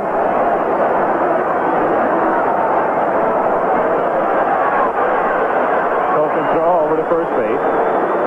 As you can see, when Perez is in his stretch position and he has the ball behind him, he holds the ball in the complete hand rather than holding it a certain way because he may throw the ball differently and he doesn't want the coaches to pick it up. That's right. And the way he comes set, he takes a lot of time coming to that stretch position. He has a lot of time to sort of maneuver like that ball around. Tiant used to be that way. Trying to make it tough for the runner to pick when he's going to stop so he can steal. One of these days, Darrell Porter is going to hit in this ballpark. That time he comes in a little bit more quickly, and it's wrapped into right field for a base hit. Hendrick around second. He's on his way to third, and the throw comes into second. So there are runners at the corners, but 2 down for the Cardinals in the 4th inning. As I was saying, Tom, one of these days, Darrell Porter is going to hit in this ballpark. There's a situation right now where the advantage of him going to third base with 2 outs, only because of McGee hitting. If McGee can chop down on the ball and beat the ball out, that run will score. Bob Gibson, the pitching coach for Atlanta. Actually, the Braves have 2 pitching coaches. Rube Walker came down with Torrey from the Mets. Gibson, though, is the man who does the visiting on the mound. And they get busy in the bullpen for the Atlanta Braves. Donnie Moore, their long man, throwing back of Perez. Their bullpen, of course, is keyed by the 2 men who come in late, Bedrosian and Garber, but too early for them now. Moore is the middle inning man. You ever face a tougher pitcher, any team of yours, than Bob Gibson? Bob Gibson was one of the all-time greats, but you also have to remember Marichal was just as tough. Really? Absolutely. Gibson pitched in the last postseason game in this park with the Cardinals, of course, against Detroit. 7th game, 68 series. Willie McGee takes inside. Cardinals ahead 1-0, 2 out. Bottom of the 4th inning. George Hendrick is the runner at third. He drew a walk. Darrell Porter with a single is at first, held on by Chambliss. 68 was one of Bob's greatest disappointments. Cards led 3-1, blew the series. It became the Lowlitz series.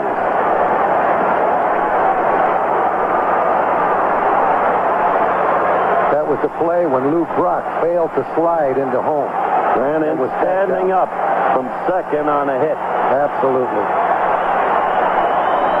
McGee, who tripled his first trip, a swing and a miss, and the count is 1-1. Whitey Herzog.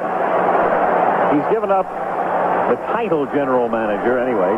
Joe McDonald running the office end. Joe Torrey, first year with the Braves. 2 men, either of whom could be manager of the year, and nobody's going to squawk.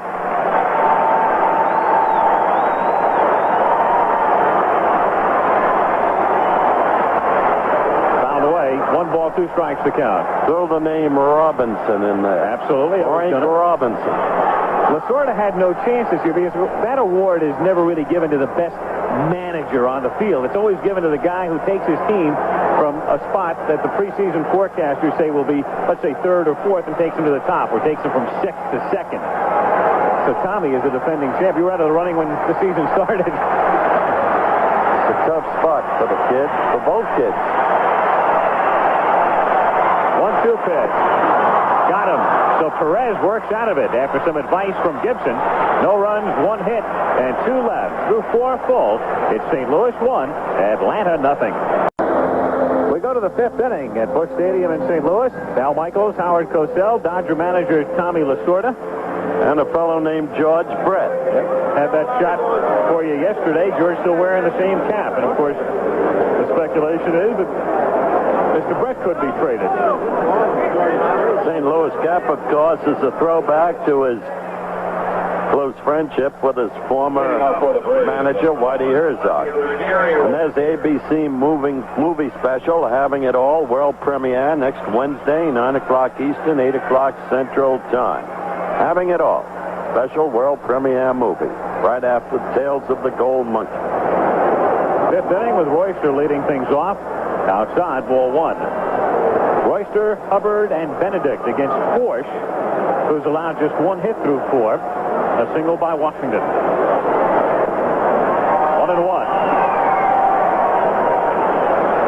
This is a situation where the pitcher feels a little bit better because he's got the bottom half of the order coming up, and yet they're trying to score with that part coming up to the plate.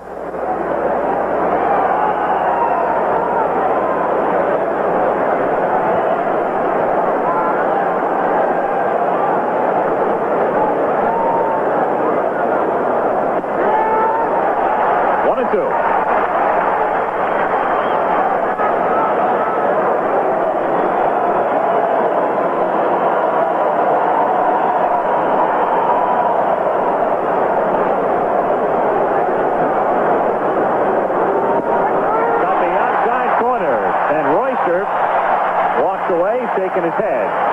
Got the black of the plate on the outside, and he's gone. Boy, he made some pitch right there. That is what I call a clubhouse pitch. Many a pitcher have made them in the clubhouse. That's the 4th strikeout for Forsch.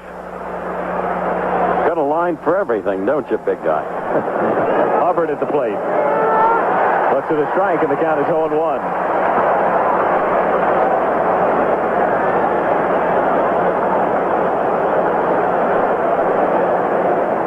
Hubbard 0 for 1 tonight.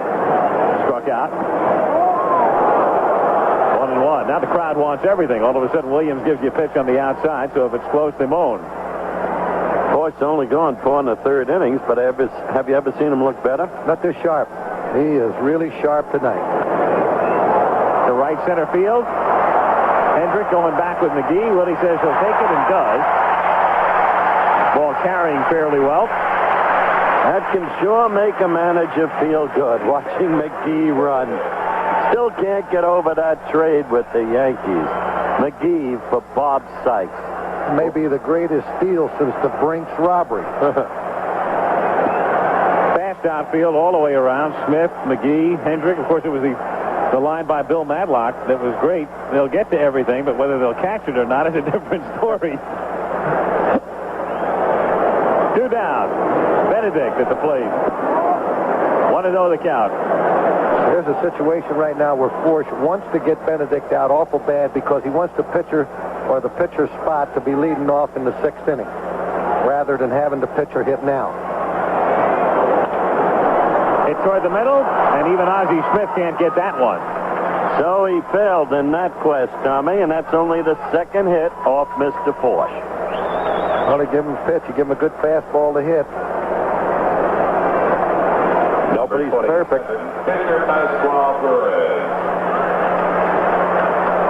So a 2-out single to center field by Benedict and Pascual Perez, the batter. Perez hitting 167 this season, 159 in his 2 years in the big league. 1-1 the count. He was up with the Pirates last season. Cardinal staff picking up right where they left off in September. Andujar looking good yesterday.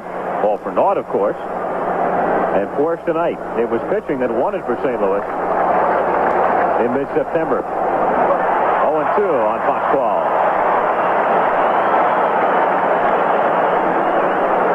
Two gone in the fifth. Benedict at first base. Cardinals wound up third in the league in team ERA this year. 3.37. Braves well down the pack, 10th. Here he goes away now. He's going to go out away with this pitch. He's going to try to make it bad, so he swings at it. And Forrest able to come up with it. Runs halfway to first, flips to Hernandez, and that's that. No runs, one hit, leave one at the end of 4 1/2. 1-0, St. Louis. Smith to lead things off for St. Louis. Howard spoke with his double play partner, Tommy Herr, about him. What's he do that other shortstops can't do? Well, I think his biggest asset is his ability to dive for a ground ball and get back up on his feet and make an accurate throw all in the same motion. Some shortstops would get to balls that he gets to, but they could never recover and make a play, and he makes that kind of play look routine because he does it every day. And not only up the middle, he's done it in the hole, and it's just incredible the acrobatic flair that he can accomplish out there. It's just unbelievable. This is the exact reverse of yesterday's game. Ozzie Smith tries to bunt his way on. Perez bare hand throws and gets him. Pascual Perez coming down off the mound. Set himself, barehanded the ball, threw a strike. Excellent play. Tom had talked about Ozzie's bunting ability last time up. But they didn't execute the squeeze. Ozzie hit the sacrifice fly, you'll remember. That's accounted for the only run thus far, scoring Wally McGee.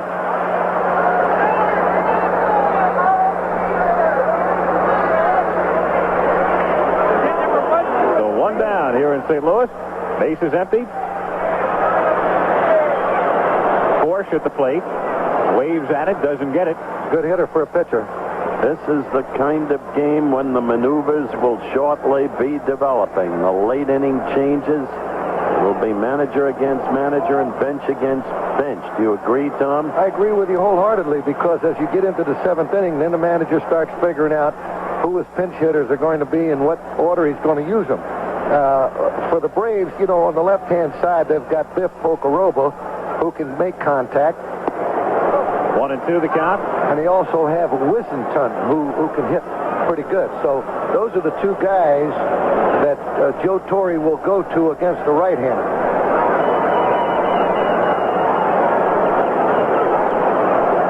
Of course, with a left-handed pitcher, he'll go with Watson, number 1. Back through the middle, and it's a base hit. Perez got turned around on it that time, so he makes a nice play on the bunt, and then gets turned around and wasn't in position to feel the ball hit right back over the rubber. That ball went right over the mound. Yep. He fell off. Any of those hard throwers, they fall off to the side. Watch it. There he goes, right off to the side. See? Right there. Amazing how all the years, and there are still people, despite all of spring training, all of the practice, all of the teaching, can execute. 2 years ago in the series that had the greatest sustained drama I have ever seen, Houston against Philadelphia. You remember that series, Tommy? Yes. Houston had it won in the final game. Man on first, Bob Boone hits a grounder back to Nolan Ryan. The man mispositioned. An easy double play instead leads to a big inning because of Ryan's error. Now look at her against Perez, career-wise. Tommy Herr tonight, flying to left, singled, 1 for 2. To 266 during the regular season, goes the other way and fouls it away, and the count is 0-1. Again, I bring forth to your attention, that's what you have to like about this Cardinal ball club. Tommy Herr, we mentioned numerous injuries this season.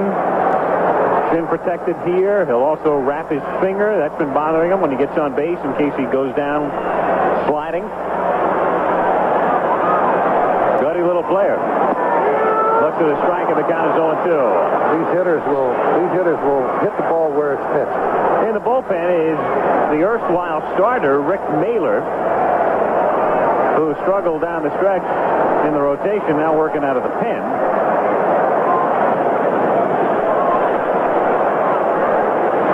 To the count. Force at first base, one gone. Grounded foul. Cardinals on top, 1-0. Getting the run in the third. Willie McGee a triple. Ozzie Smith scoring on a sacrifice fly. Pascual Perez was the fella. You'll recall the story. Many of you read about it, heard about it. Got his driver's license in Atlanta earlier this season. Going out to the ballpark. Got lost his way. Went round and round. Showed up too late, missed his start. That came when they were really on the skids in the throes of that 19 out of 21 streak. I wish he would have found his way because Necro pitched that game and won it. That's right, and that started them right back. They won 13 in the next 15. Moved down the left field line, curling foul. No chance for Perez to get lost tonight. The Cardinals, or the Braves, staying at a hotel that's right across the street from the ballpark. Joe Torre staying there too, and the jackhammers drilling into his ceiling for the last 4 days at 8 o'clock in the morning. Torre thinks it's the Herzog Construction Company. I meant to tell you, Torre went for a haircut, the same barber as you. But they only let him use the shears twice because Joe is protecting everything that's left. And who am I to talk? Joe's not losing his hair. Don't let that line slip by. You like that, alfalfa, huh? I love that. Want to record that one for posterity. To right field, and deep but playable for Washington. Backs up, makes the catch near the edge of the warning track and forced retreat. 2 down, 5th inning. I've never seen alfalfa leap on a line with more alacrity, Tom. Well, I didn't want to see that one get buried now.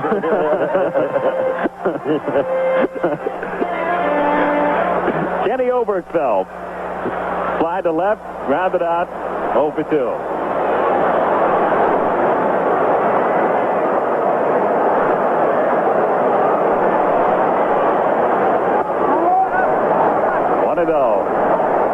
That's where you got to pitch Obergefell. You got to keep the ball down on him. He likes to handle a high pitch where he can put it to all parts of the field. Good high ball hitter.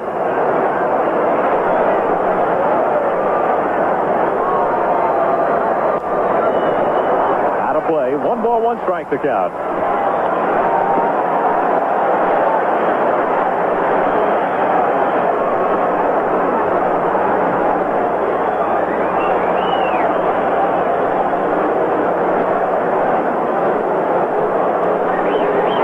National League Championship Series. 1-0. The Cardinals on top. Force at first base. And Chambliss playing behind him. 1-1 on Obergefell. Grounded down to Hubbard.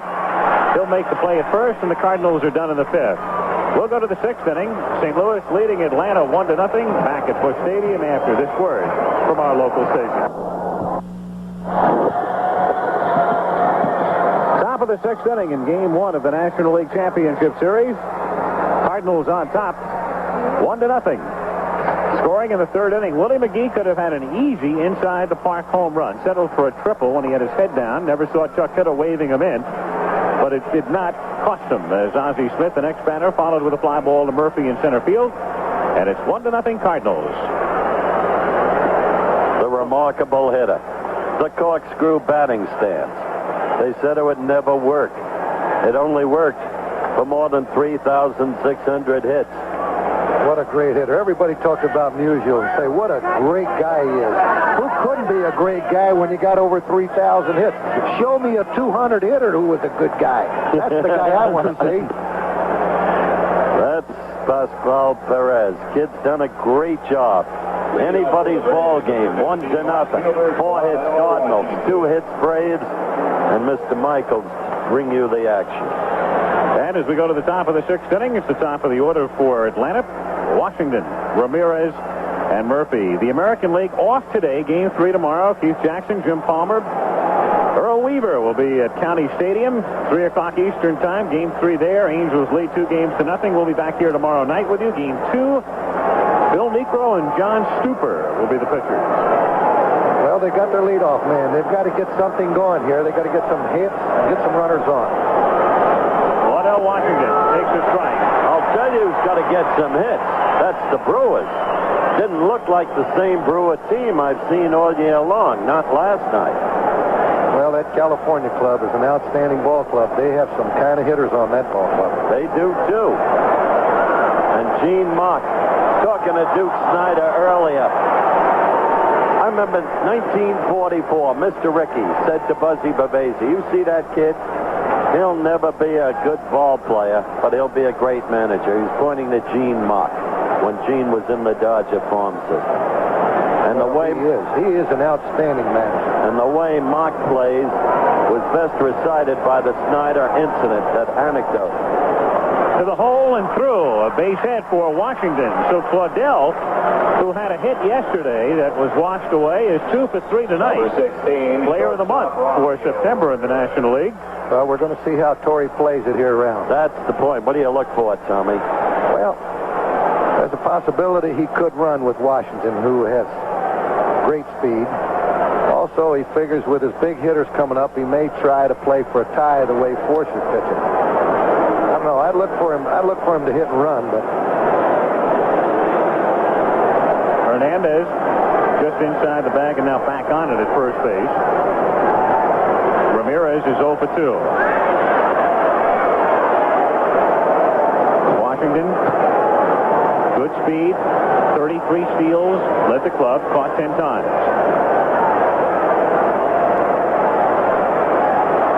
Ramirez up there to swing away and takes outside. Ball 1. 1-0.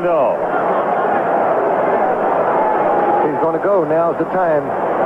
Force is behind. He's going to have to try to throw a strike.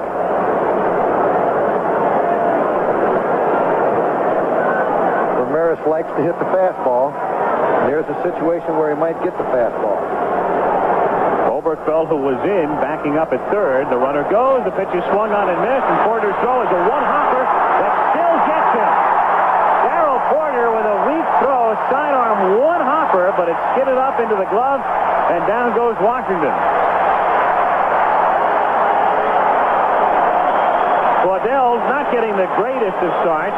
No, that was the key, Al. Her moving over, picked it up on a hop, and Washington sliding too early. Yep. Never got there. Very interesting piece of camera work there, because we were adroitly positioned for that situation.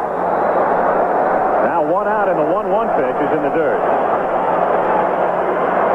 I'll tell you one thing, that may go down in baseball history as the shortest throw ever to get a guy at second base. That ball must have bounced about 20 feet over the pitcher's mound. Darrell's really had trouble with his arm this year. Absolutely. He was on a disabled list.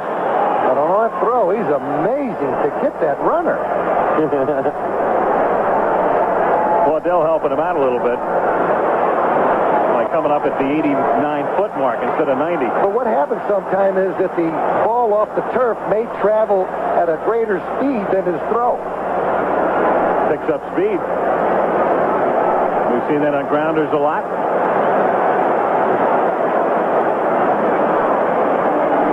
Certainly saw it here yesterday on that hit by Lonnie Smith. Broken back, bouncer back to the box. Force to Hernandez.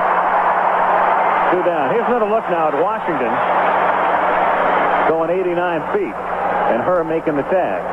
Now's the spot to look closely. As you see Washington after the tag arise, you see that his foot indeed never reached the bag. He used to come up slide and never got to the base. What do you chuckle? Your guy did that, you'd kill him. Murphy grounded out. Fouled out to Hendrick. He's 0 for 2. Fouled at the plate. This program, an exclusive presentation of ABC Sports. 5 seconds here to allow our local stations to identify themselves. Eyewitness News follows the game here on WABC TV, Channel 7, New York. Bush Stadium, St. Louis. Al Michaels, Howard Cosell, Tom Lasorda with you. 1-0, the Cardinals on top. 2 out, 6th inning.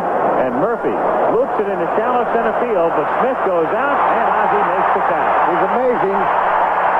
No run, 1 hit, nobody left on at the end of 5 1/2 at Busch Stadium. 1-0 Cards. That deal started when Smith was sent from Philadelphia to Cleveland. Bo Diaz going to the Phillies, and Cleveland turned around, sent Smith here. In return, they picked up Larry Sorensen and Silvio Martinez, 2 pitchers did the Indians. 1-1 the count. Smith, a member of the Phillies World Championship Club in 1980.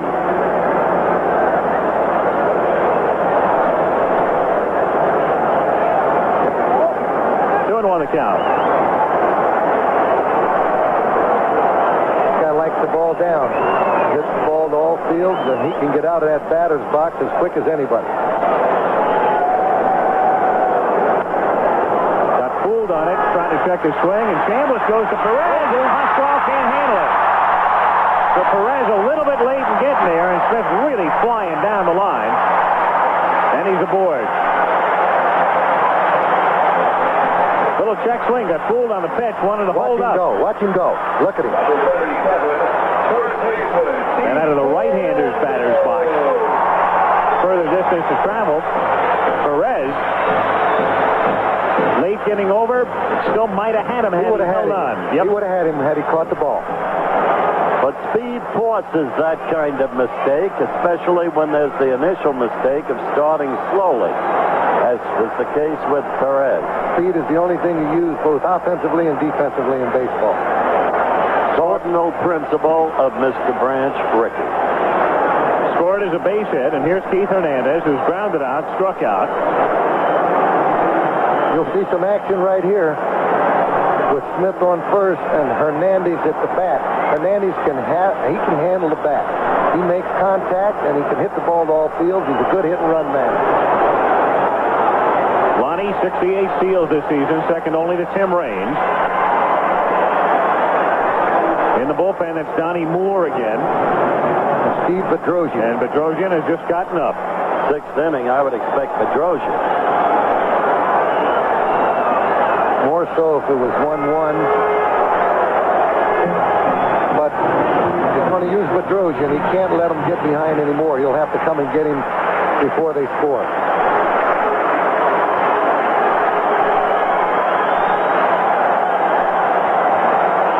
At the plate. Smith doesn't go, and Keith whacks it towards the game from left center field. That's a base hit. Smith on his way to third. As the throw comes into second, runners at first and third with nobody out. He's going to have to, if he comes and gets him, he's going to have to come and get him now to use Bedrosian. I think he will come and get him now. Here comes Gibby. As you look at the hit again, the very bat manipulation with which Hernandez has come to be identified, going with the pitch. Well, he's probably going to leave him in for one more hitter. Hendrick is up next. He is a right-handed batter. Following him, Porter. So Gibson to the mound with runners at first and third.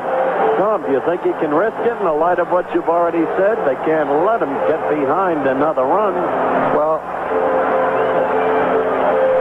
if he brings in Bedrosian, he would have to use him up real quick. But if he brings in Donnie Moore, it's a different story. You see that ball club? Lonnie Smith hits the ball to the right side. This guy comes up and hits the ball to the left side. They're amazing. That's the Cardinal attack. Peck away at you. Nibble at you. Well, you're right. He's leaving him in.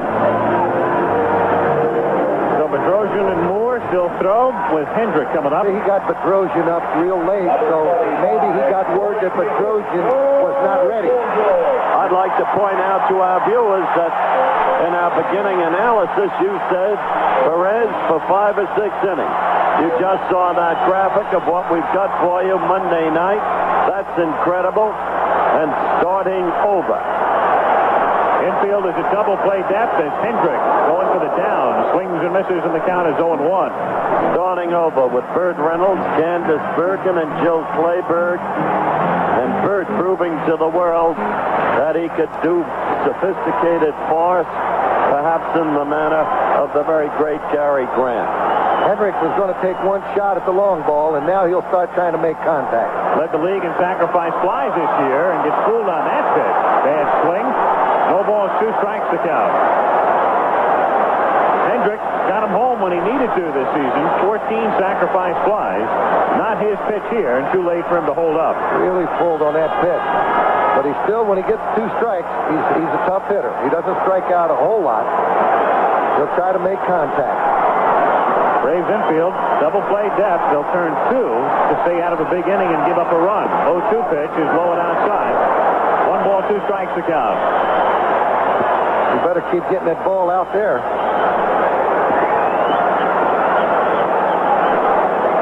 Lonnie Smith at third.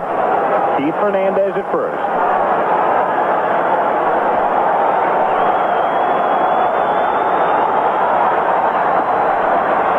Here's the 1-2 delivery. In the center field, and it's 2-0. Cardinals. Hernandez stopping at second. You see how he shortened up on that swing? Just tried to make contact. And did.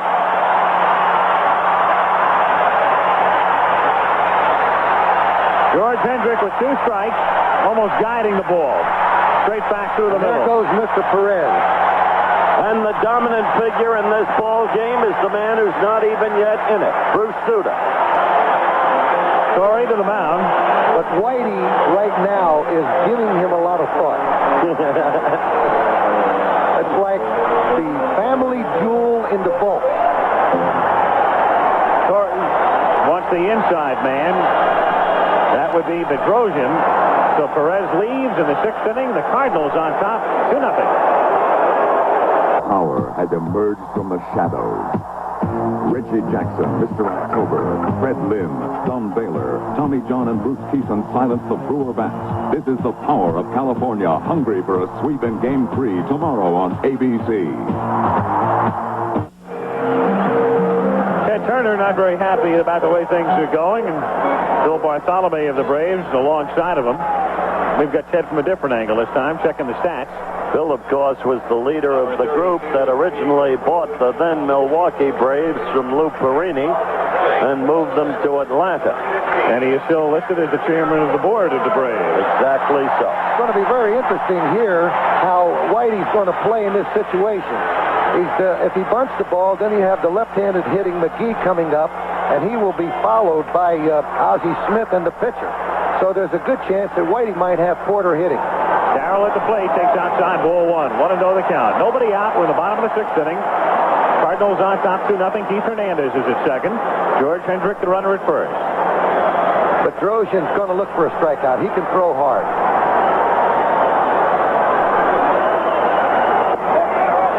2-0. Fastball had something on it. Steve Bedrosian was a starter in the minors. He was called up by the Braves last August.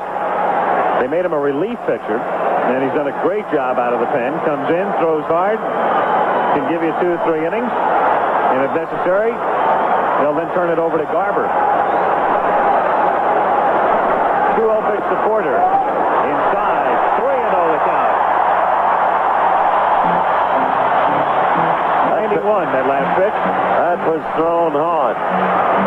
But I mean, there's trouble. He can throw hard, but he's got to get this guy. Got to come back and get him. There's trouble in this River City. Bases are loaded.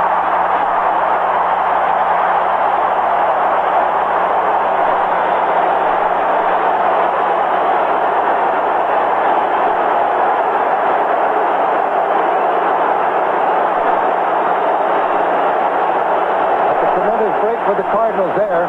He had Porter hitting for one reason. Had he sacrificed, they would have possibly have walked McGee and leave it to Ozzie Smith and the pitcher to have to drive in the run, which they have not been too successful. So he had Porter hitting and wind up getting away with it with the man walking him. Gibson again. with Benedict, Horner, and Chambliss. Steve Bedrosian, hard thrower, and let's face it, in a situation like this, young fella, a year and a half experience, you come in a situation like this, you're all pumped up a little bit. He's throwing 4 straight. He's throwing the ball hard, Al. He's just going to have to get it over the plate. He's got to strike out McGee. This is what he's got to look for right here. A strikeout. He's got to throw hard, and he's got to throw the ball in on McGee so he doesn't hit it the other way. Willie had a triple. Should have been an inside-the-park homer. Then struck out. He's 1 for 2. Infield plays in. 1-0 the count.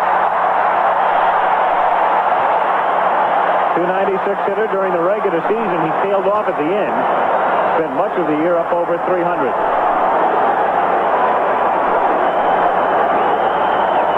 Bedrosian 1-0 pitch. A late swing. And the count is 1-1. And our gun got that at 97 miles an hour. I mean, he fired that. It was the same kind of pitch with which Perez struck out McGee his last time up. Cardinals with the bases loaded. That's Hernandez at third. Hendrick away to his lead at second. And Porter now off from first. Bedrosian's got to throw a strike here. Infield now moves back at short and second, halfway as it's fouled away, and the count is 1-2. Now he's got a good chance of striking him out. And see the infield alignment, they were in on the first pitch, now back to halfway. As you can see with Hubbard. Ramirez just in past the halfway mark. 1-2 the count.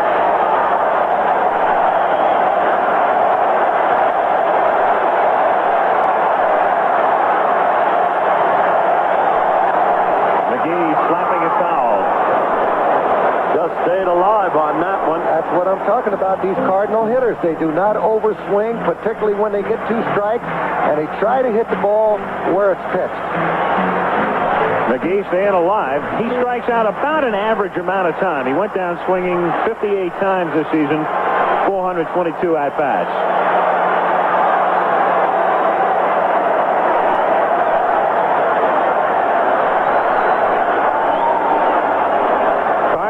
Braves nothing, and St. Louis trying to break it open. Bases loaded, nobody out. 1-2 pitch. Low and inside, gets by Benedict, but no advance. Hernandez holding at third. Don't want to take any chances with nobody out. If you're going to try to score here, you better make sure you can score. Absolutely. Boy, that ball almost hit him in the knee. He was very lucky to get his knee out of the way. Benedict going back to get it. Bedrosian ready to cover home, but Hernandez never made a move toward the plate. That's interesting for a fellow who throws that hard. Not to throw one all year. He almost had one there. 2-2 pitch. There's a broken back sliver in the center field for a base hit. Hernandez will score. The bases are still loaded, and it is 3-0. Hendrick had to make sure that ball wasn't caught, and that's the reason why he didn't score. But there they go again, making contact with 2 strikes. They do not strike out in situations like that. You saw Hendrick do it with 2 strikes. You've seen this guy do it with 2 strikes. What they are, a bunch of pets. They'll kill you. Opposite field, balls hit over the infield, bunts, hit and run, steal. And that one off a broken bat. Ozzie Smith at the plate. 0-1 the count. 95. The clocking on Bedrosian's last pitch. 3-0 Cards. Ozzie Smith swung at that ball like he was a home run hitter. He did. Now he's going to shorten up and dribble one over to third baseman's head. Sacrifice fly and grounded out. 0 for 1 tonight. 1-1. Denise Smith.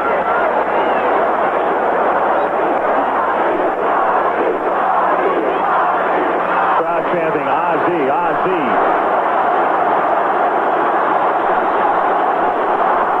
Out of play. 1-2. Hubbard's playing back for a double play. If Ozzie Smith hits the ball on the ground, it's going to be very tough to double him off.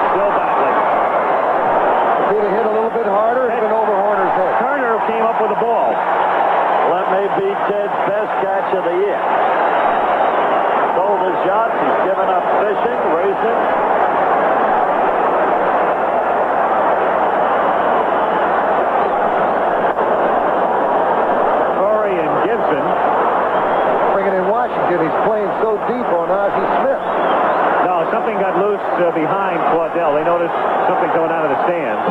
Balloon, I think. Yep. But I think Torrey was trying to bring him in closer. Well, let's see.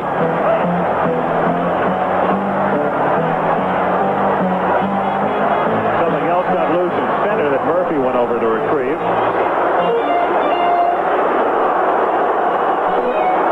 So we wait while the count remains a ball and 2 strikes. There's a bottle out of the field that nobody notices.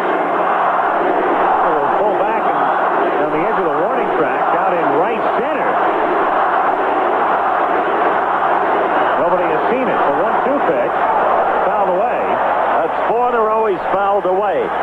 I wish somebody would take note of that bottle, Al. That's a dangerous instrumentality right there. No, you've got several million people around the country right now who know there's a bottle out on the warning track, but nobody's been able to get the attention of the umpires. I believe that's a plastic soda bottle.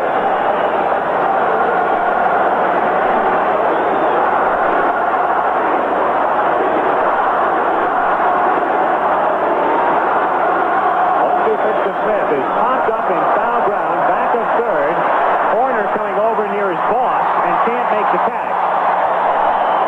So he has fought Bedrosian 5 times, Tommy, and bears out again everything you've said. Just meet the ball and stay alive.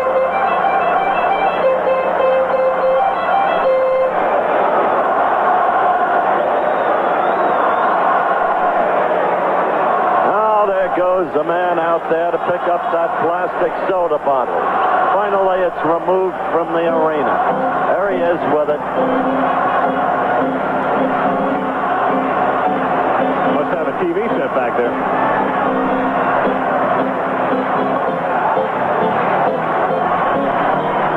One and 2 the count. 3-0 the Cards on top. St. Louis, bases loaded.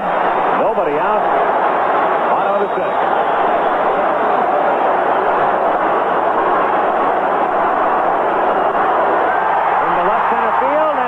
Base hit. Hendrick comes in to score.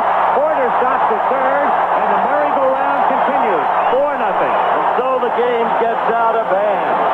And it's the scrappy Cardinal team. There's Denise Smith, overjoyed at her husband's production there. And again, just as Tommy Lasorda had pointed out to you, it was a matter of fighting the pitcher, staying alive. And 5 straight times he did it with foul balls, then that. A pitch to his liking, a pitch that he could punch to the opposite field. I've seen his team do it so many times against us, where they hit the ball over the infield like that, hit the ball the other way. Very rarely can you strike them out. When they get 2 strikes, they really tighten up. This guy's a good hitting pitcher now, don't forget it. Former infielder, that's the way he came up. Lines it foul, and the count is 0-1 on Bob Porsche. Hit 205 this season. That's 1 point higher than his lifetime average. And he's hit 6 career home runs, the last coming in June of '80.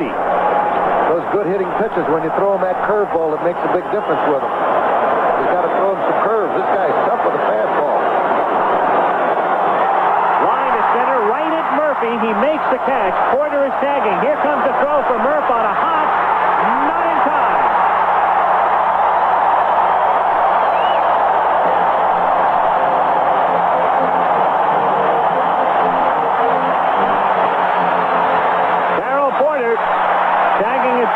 Doesn't have blazing speed. Murphy made a decent throw. Line drive, 1 hop. I don't understand why Benedict was well out in front. Yes. Benedict was up should have been blocking the plate. Had Benedict taken a little further back, he would have had a play on it. That's right. That's Molly Force, by the way. And she can feel pretty proud. There's a point right here. Look at Benedict. He's up close. If he had gotten back on to take the throw back, he'd have had a play. Blocked the plate. Tried to take the plate away from Porter. Of course. Scioscia would have been right on that plate, blocking him off. Mike Scioscia blocked the plate as good as any catcher I've ever seen. 5-0 Cardinals. Tommy Herr is the batter. And that one skipping away from the catcher Benedict, and the runners advance 90 feet. McGee going to third. And moving in at second is Ozzie Smith. Scored is a wild pitch. I tell you that, look at Torrey. At the the moment, this conflict, but no quitting that, man, as we've mentioned. This Cardinal team, Tommy, reminds you of when they used to have all those rabbits running around. Johnny Hop and Jimmy Brown and the rest of those guys. Remember them? Yeah, but they used to hit the ball a little bit harder than these guys have been hitting it. Probably. So Bedrosian, who did not throw a wild pitch in the regular season, throwing one here and almost had one prior to that. 5-0, the Cardinals on top. Runners at second and third with one out. And the 1-0 pitch, missing ball 2. The 8th man to bat in the inning. Typical Cardinal attack in this inning. 5 singles, a walk, and a sacrifice fly. Watch this guy. He'll start making contact. Watch him. You throw the ball over the plate, he'll hit the ball somewhere. 2-1. Chasing a high fastball. Tommy's wife, Kim.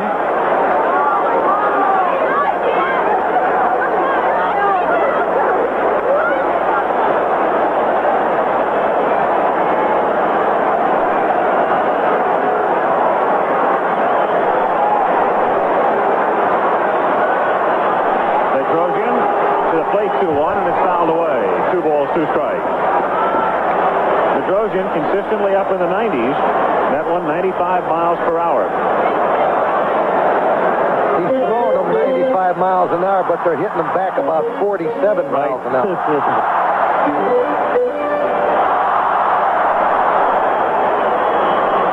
Cardinal club is some kind of tough.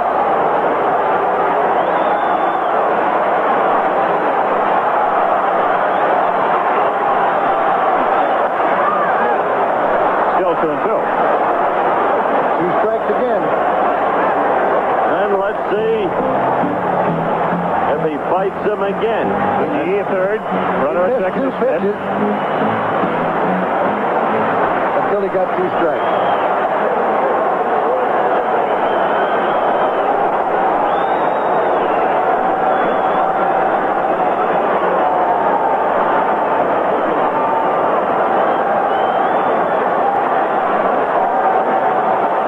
Foul back. Same pattern.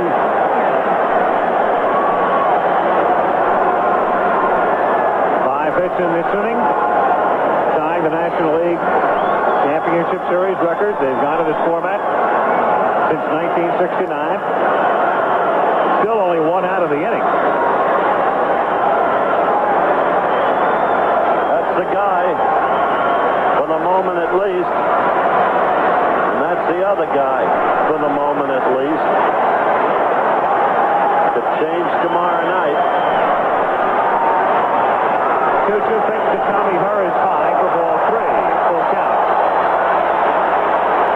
Bedrosian can throw hard. I'll tell you, for a couple innings, he can throw as hard as anybody in baseball.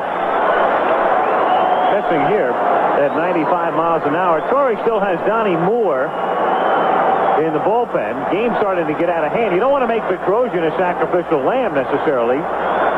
Could be he'll go to Moore here and save Bedrosian, even though he hasn't looked scintillating tonight. He's been a key man for them. And he strikes out Herr for the second out. Good fastball. So Kim disappointed as Bedrosian records his first strikeout. And Oberfeld is the batter. Cardinals have hit around. Kenny, the 9th man to come up in the inning. Flied out and grounded out twice. 0 for 3. But there's no let-up with any of these guys. They're all challenging contact hitters. 1-0. This guy, you throw the ball up high, he fights the ball off on him inside, and he'll hit it over the other way. Inside out, huh? That's right. That's what they do. 1-1 on Oberfeld. McGee at third. Ozzie Smith at second. 2 out.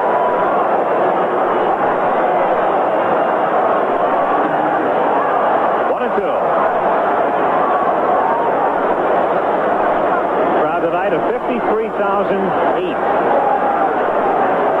Busch Stadium in St. Louis. First time the Cardinals have made it to the playoffs. Even though last season they had the best record overall in the Eastern Division with a split season, They, like the Reds, were shut out. Grounded to the right side, Chambliss will fall down and has no play, and it's 6-0. Bedrosian never got over there. He thought Crest would take it himself. The ball off the line, Chambliss looking for him, and then when he figured that he had no chance except to run over to first, down he went on the curve. So it should be a routine play. The Cardinals cash in and make it 6-0. Chambliss ready to come up and flip to Bedrosian and was wondering where he was. That's the Cardinals sin of pitching when you don't break over to get to first base. That was a terrible, terrible play. Time called now. Here comes Torrey. Lonnie Smith is the batter. He started the inning with a single. Now, here's where what you said a moment ago becomes very important. I would suspect he will take Bedrosian out and not make him, in your words, the sacrificial lamb.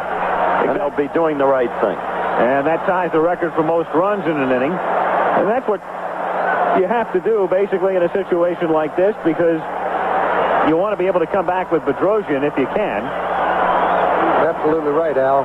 And so Donnie Moore becomes, in essence, that sacrificial lamb as he'll try to get out of the inning. 6-0 Cards. This is what happened after Bedrosian failed to cover first base. The reaction of Ted Turner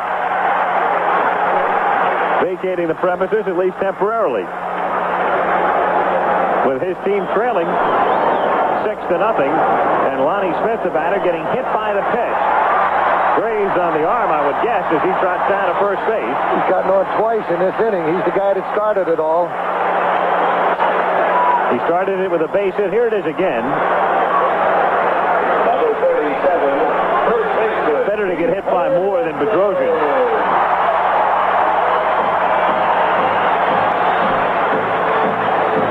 Keith Hernandez, the batter.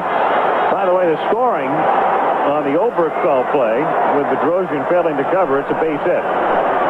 Scored as a single and the 6th hit in the inning. You're kidding. That's what they scored it. I don't know how they can give him a hit on that ball. If Bedrosian's over there, the guy's out easy.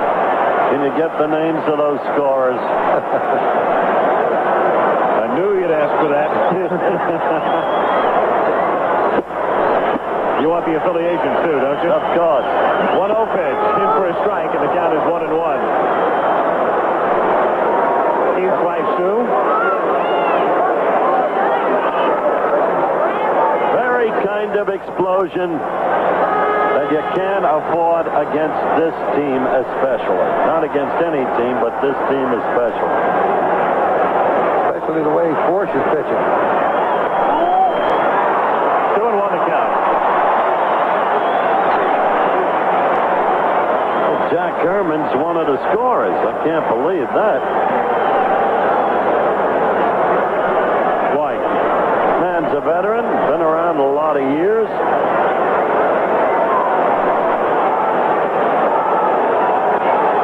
Hernandez driving into right field, but it will be a routine play for Washington, and the inning is over, but they send up 11 men to the plate, 5 runs, 6 hits, and 3 left, and at the end of 6, Cardinals 6 and Atlanta nothing.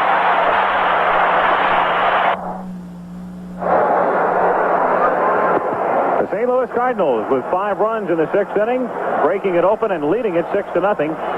Coming up Saturday, Washington ranked number 1 against California. 3-1 under Joe Kapp. Key Pac-10 matchup. Iowa against Indiana. Southern Mississippi against Mississippi State. Holy Cross against Colgate. Our other regional games, 3:30 Eastern Time. NCAA college football this Saturday. Huskies, of course, an explosive team, marvelous passing attack, brilliant coach, even extraordinary. I remember his development of Jack Lambert when he was at Kent State. Brought them into open competition with the great Miami team of Ohio. The cradle of coaches, then moved out west, and the Huskies proved themselves beyond peradventure. Don James, the man to whom you refer? Yes. Chris Chambliss to lead off in the 7th inning, hitting a high drive to center field. It's 4-14 to the wall, and so McGee at about the 4:02 mark makes the catch. That's a home run in Atlanta.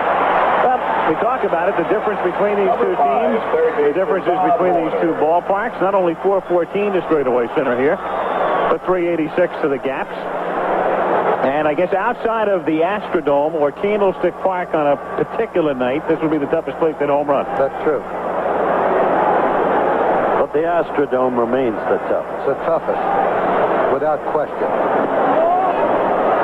What this situation does, it makes it imperative that Joe go to Negro tomorrow night. Don't you agree? Yes, sir. I believe he's going to go to that man. 1-0 pitch in the dirt. 2-0 the count on Bob Horner. Horner, dead full hitter. Evidence right there. Tommy Herr up the middle. On the left field side of second. Outfield deep and around toward left.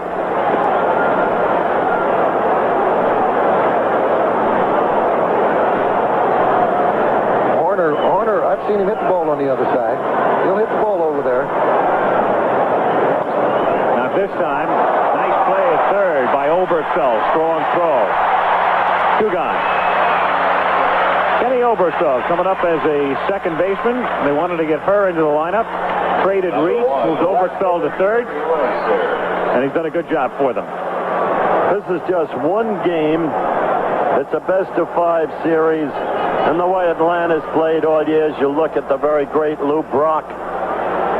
You can't count Atlanta out of this series. But what this game manifests has been the cleverness of Whitey Herzog in tearing apart the ball club, as we talked about at the start of the telecast, putting it back together, tailor-made for this ballpark. And there is the gravel-voiced manager. He's done a tremendous job, and he's an outstanding manager. That line coming up, focusing tonight on Amerasians. Thousands of homeless children, Vietnamese by birth, American by birthright, who want to join their families in America. Ted Koppel with Nightline tonight following your late local news. Royster. Smith is there. And the Wizard of Oz puts it away to retire the side. Force rolling along at the end of 6 1/2 in game 1. 6-0, St. Louis. Ted Turner, owner, Atlanta Braves. You saw him leaving earlier. Hope no misconception conveyed. The man is back. One of America's most enterprising sportsmen. He's proved that. One of America's most enterprising broadcasters. He's proved that. And a resilient man who won live or die by one day's contest, who's seen his manager and his team come back all year long. His team trailing 6-0. George Hendrick leading off in the bottom of the 7th inning. 1-1 the count. Bruce Sutter in the dugout. No apparent need for him at the moment. Bob Forsch, a 3-hit shutout through 7. In the air to right field and deep, but Washington goes into the corner, has room, puts it away. Ball hangs heavy in this ballpark. Usually along the foul lines, it goes for a good ride. It's in the gaps that it hangs heavy.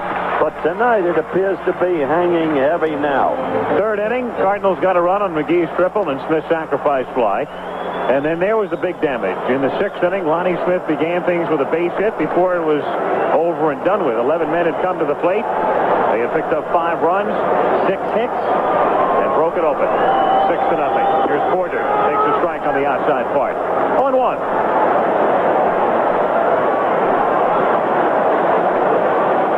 Darrell hit .231 this year. 1-1.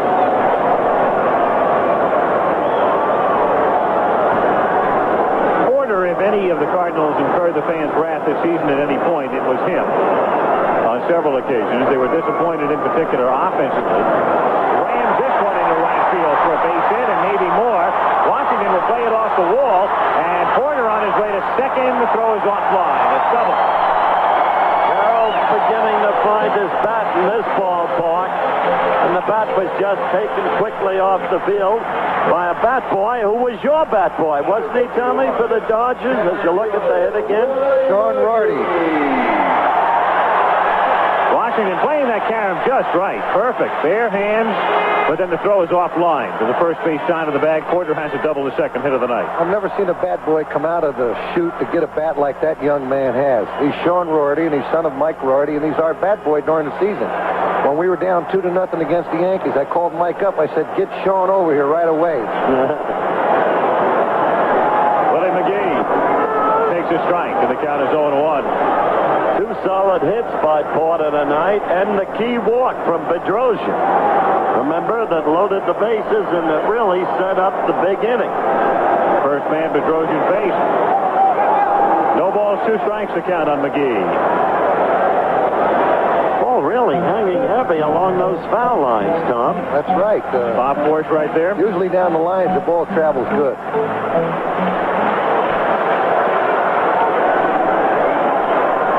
0-2 the count.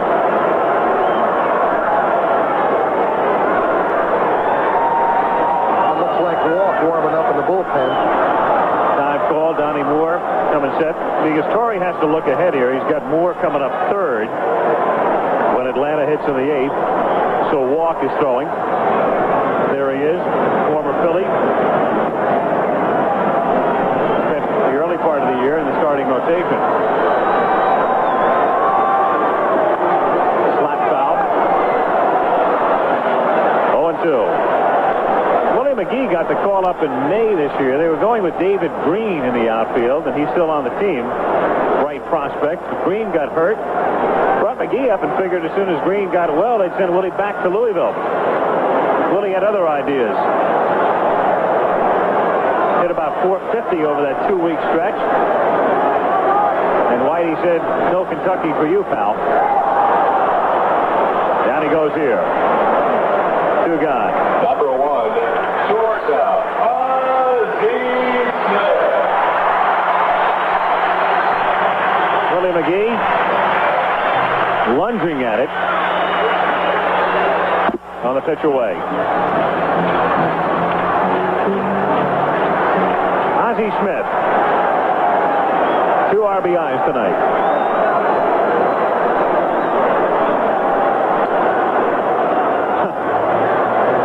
That about does the offense. Yep. Peck, peck, chomp, chomp, chew 'em up, Redbirds. They lead by 6. 1-0 the count. 6 runs, 11 hits, and 1 error for the Cardinals. No runs, 3 hits, and no errors for the Braves. 2 out, Porter at second.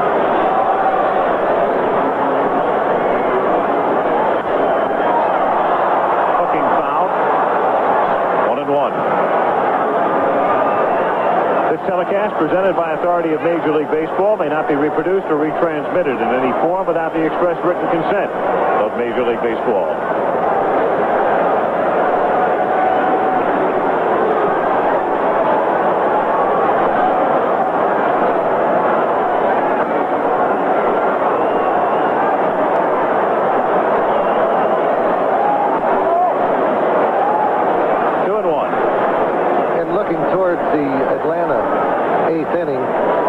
Probability Joe will send up Wissington to hit for the pitcher. Moore due up third in the inning. Grounded down to Chambliss. Moore gets to the bag. And nothing doing for St. Louis in the 7th inning. No runs, 1 hit, 1 man left on. On to the 8th we go. Card 6. Braves nothing. We'll be back here tomorrow night. Phil Niekro against rookie John Stuper. The matchup, game 2, 8 o'clock Eastern time. So, tomorrow in Milwaukee, as cool a cookie as you'll ever face. Don Sutton Lasorda, the biblical figure from Norristown, Pennsylvania, can tell you all about Sutton. He's a tough pitcher. He's been a big winner over the years, and when you get him in those playoff games, he becomes even tougher. He's an outstanding pitcher.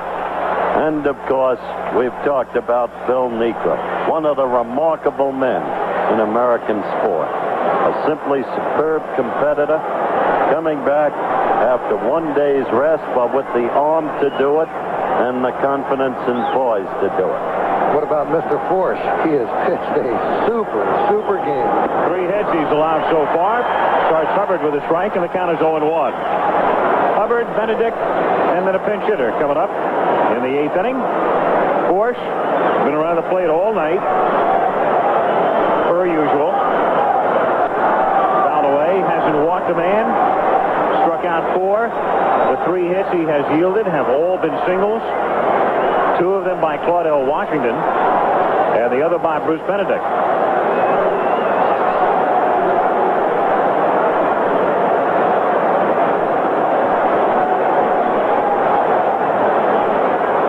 No balls, 2 strikes to count.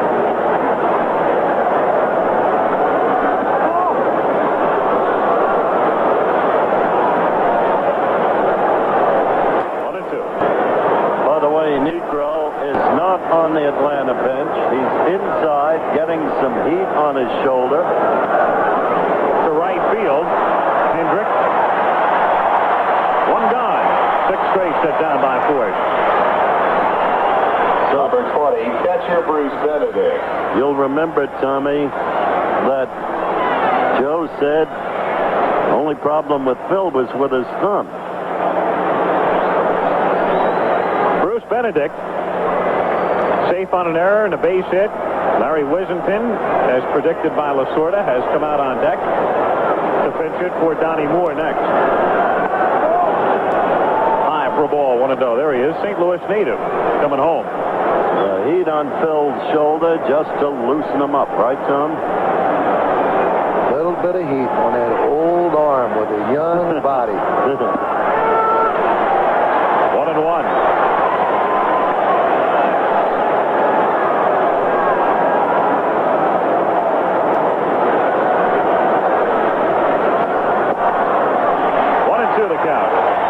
Forsch has been just outstanding tonight. He has made super pitches the entire night. He's kept that breaking ball to the right-hand hitters on the outside part of the plate. He's just been a master out there. We had a rough time during the regular season facing this same ball club, but not tonight. Foul tip and it's held by Porter. Strike 3. That is the near perfection. He's given up 3 hits against a tough-hitting Atlanta club. You know, what's interesting is you look again, foul tip held on to here. That just goes to show you, a couple of those guys out there were throwing the ball 91, 92 miles an hour. You don't have to have that blazing speed to be a big winner in baseball. All you have to do is have good control. During the regular season, Forsch in 10 2/3 innings against this club gave up 10 runs and 19 hits. But that was during the regular season. During the regular season. Point of information. In for a strike and the count 0-1. During the regular season, Atlanta had great success against Suter. Believe it or not. You know, another thing, a lot of managers might have taken that into effect and said, hey, maybe we won't pitch this guy against this ball club because of the inability to get him out during the season. But let that man down there, Whitey Herzog, he believes in his pitching staff. Numbers on Forsch, who's got a big cushion here, leading 6-0. High to Wisenton, 2-1. Hub Kittle, the pitching coach, shouting out instructions to his pitcher. El Coyote, they called him in the Dominican Republic, which means coyote. Andujar calls him daddy.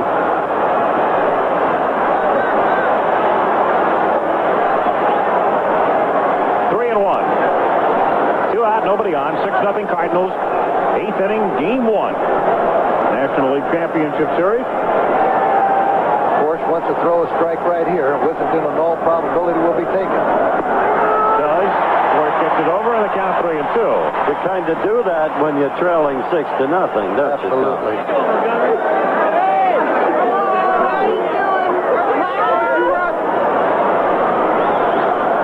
What a pitch. Struck him out. Strikeout number 6 for Forsch. And at the end of 7.5, it remains 6-0 St. Louis. Back after this message and a word from our local station.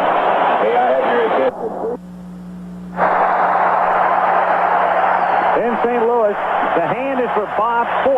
look at Bob Walk, the new Atlanta pitcher. And the crowd, most of them giving a standing ode to a man working on a 3-hit shutout and who has driven in a run tonight with a sacrifice fly. A well-deserved round of applause for a great performance by an outstanding young man. Looks at a strike, and the count is 0-1. Bob Walk, the fourth Braves pitcher. Perez, Bedrosian, and more preceding it. Fourth, what a night. 2 hits and a sacrifice fly and a 3-hit shutout through 8.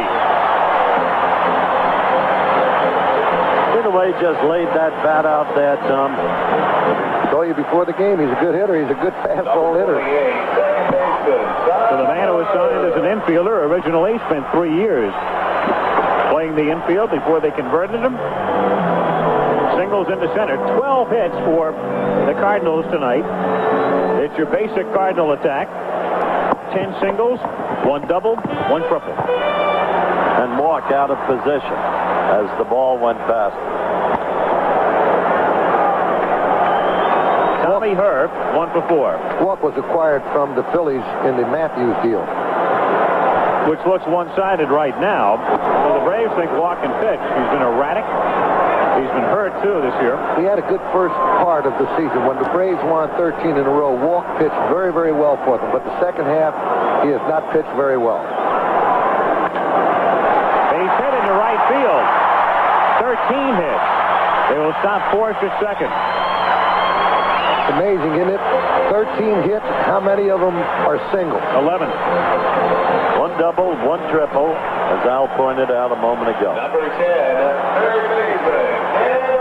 So 2 down, or 2 on with nobody down, and Herr with the injured finger hurt it down the stretch, and they apply the bandage there so that if he slides and goes down with his hand, tapes 2 fingers together, won't do any more harm to the injured digit.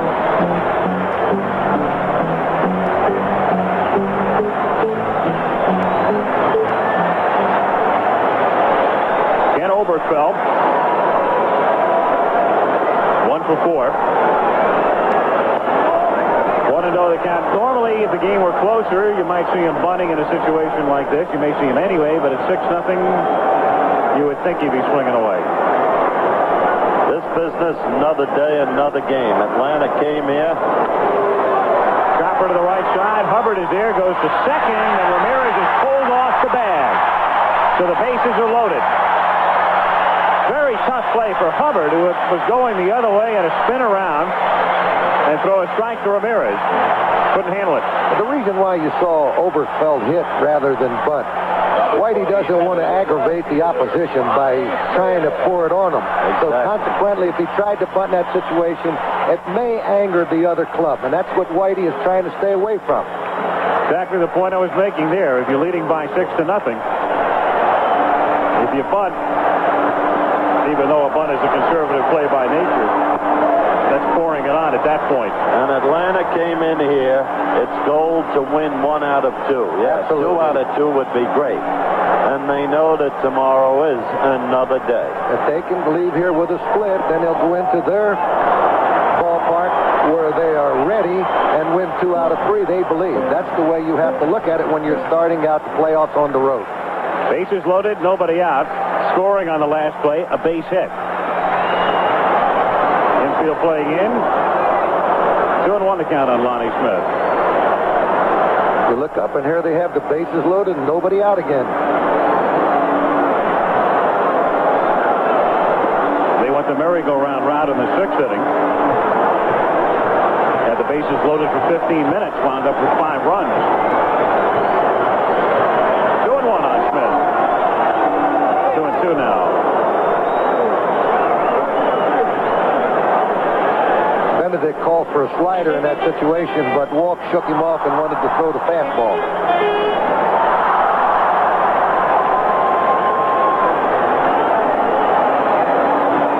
Now he's shaking again. Now he wants a breaking ball. In the air to center field. Force is tagging. Let's see if they send him. Murphy makes the catch, and they're going to bring him home. Murphy's throw is up the line. Now they throw down to third. time because time hadn't been called, and not in time there either. And here comes Torrey. Torrey agreed with the first two calls, but not with the third.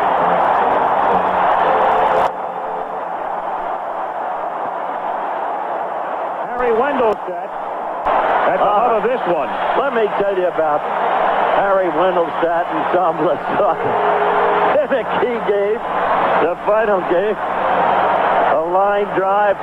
Russell picks it off. Instant replay showed it was nearly a foot above the ground. Simple catch. And Wendelstedt was umpiring at third. He calls it no catch. Russell had to change his lob throw to second, try to throw to first. Now the play at third. Safe at third there. Then time had not been called. Now you got to watch this because this is Wendelstedt. Funny bit. Poor Harry gets into every kind of trouble in the final week. This is the one that killed Torrey. Look at that. Apparently out. He was late getting to the bag. Well, blocked out a bit by Wendelstedt, but Torrey now goes to the mound. So Lasorda could write a book about Wendelstedt based on his experience. Look at this one more time. Blocked out of the bag. Apparently tagged out. Yep. Picture would seem there to be convincing. You can get misleading angles, but that seemed to be convincing. Now the intentional walk to Keith Hernandez with runners at second and third to reload the bases. Cardinals on top 7-0. Take the bat out of his hands and go to work on Hendrick and hope for a ground ball and get out of the inning. End of Lasorda-Wendelstedt fracas. Giants scored 2 runs. Fernando Valenzuela was pitching that game with 1 out in the 8th inning, and that's when it all happened. Hernandez going to first. Harry Wendelstedt, by the way, has umpired more playoff games than any other umpire in National League history. This is his 18th. And this year they're going in on, as we mentioned yesterday, the merit system. It used to be just rotation. I'll say one thing. They've got some good umpires out on that field. I'll tell you, I'm very, very proud of our National League umpires. Oh, come on, Tommy. No, You're up in the booth now. No, I'm serious about that, really. I'll tell you, they are good umpires. That's what I love about the managers we bring into the booth in the playoffs, right? I'm telling you the truth. That is the gospel truth. I'm telling you, we have some good umpires, and that's why these guys were picked, because they are good umpires. Well, what about Harry's call on Russell? He missed it. Thank you, Coach. Just like he missed that one at second base. 2-0 to count.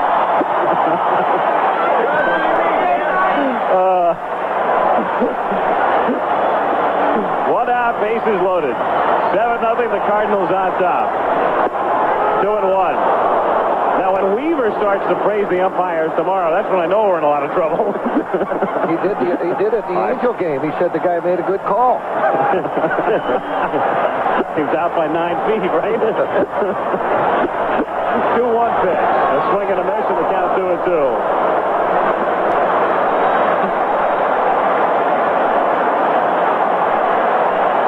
Really like to salute Weaver and Palmer. They're doing a good job over there with Keith. I'll tell you, I never saw anything. Chopper, that'll be a foul ball. Foul ball. Count still 2-2. Never saw anything more thrilling, more touching than Sunday past, when the people of Baltimore stayed in the Baltimore Memorial Stadium to pay homage to Earl. And it was totally understandable that he would break down and cry as he did. And what a beautiful thing to see Harvey Keene, with all that he's been through in his personal life, go over and hug Earl and congratulate him. Baseball's going to miss Earl Weaver. No credit question. to baseball. 15 years. A great manager. Maybe the umpires won't miss him. Hendrick strikes out swinging. So walk takes care of George. Second out of the inning. Darryl Porter coming up. Let me say this, Tommy. It's been a remarkable year for baseball, an all-time season attendance record, and one of the nice moments at Dodger Stadium. when the 3 millionth fan went in, and you collected your team, and you stood there, and when the announcement was made on the pitcher's mound and saluted the fans. Well, it was to see your team play. It was our way of showing the fans how much we appreciate the support they've given us because of the fact that without the fans, why, baseball is inoperable. And even before the season started, that night in March in Phoenix, Arizona, when Billy Martin showed what he's really like, and we raised over $100,000 for the Kenny Boyer family. One of the most beautiful evenings ever. And Bob Uecker and Joe Garagiola joining in. Just a remarkable tribute to a man who'll be paid tribute to tomorrow. Porter drilling into the gap in right center field, and Murphy is able to make the running catch. So the Braves escape further damage, but plenty's been done already. Cards get a run in the 8th, and we'll go to the 9th with St. Louis leading 7-0. Defensive change for the Cardinals as David Green comes in to play left field, taking over for Lonnie Smith. Somehow, some way, they'd love to be able to find room for him in the Cardinal outfield in the future. You got to look at the body on that Green. He is really put together. Looked like when he put that shirt on, he left the coat hanger in it. Look at the shoulders. Green on defensively in the 9th inning. Cardinals have things well in hand, on top by a score of 7-0.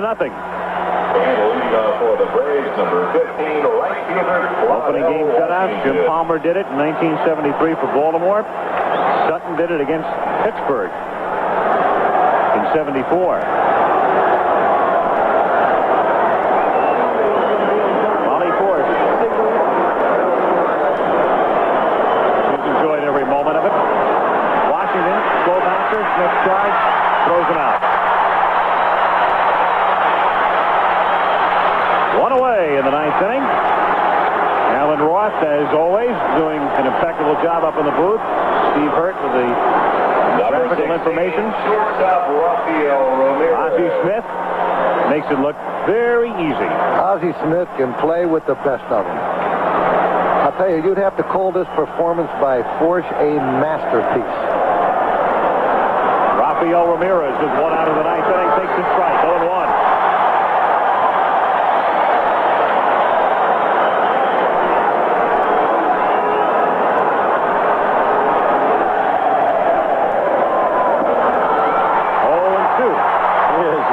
Getting the edge of that plate, isn't he?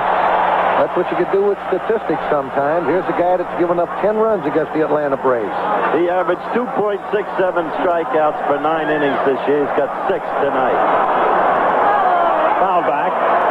Count stays 0-2. Porsche hasn't walked anybody tonight. Given up 3 hits.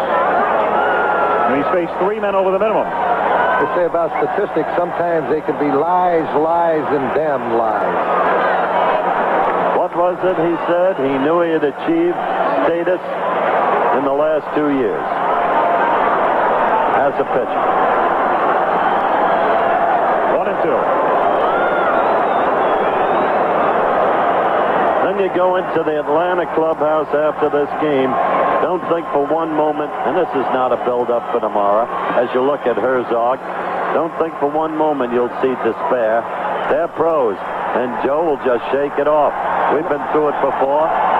Grounded down to Oberk, fell at third. Gets him. And they also know if they come out of here with a split, they win tomorrow's ball game. They're in good shape. The very point we discussed.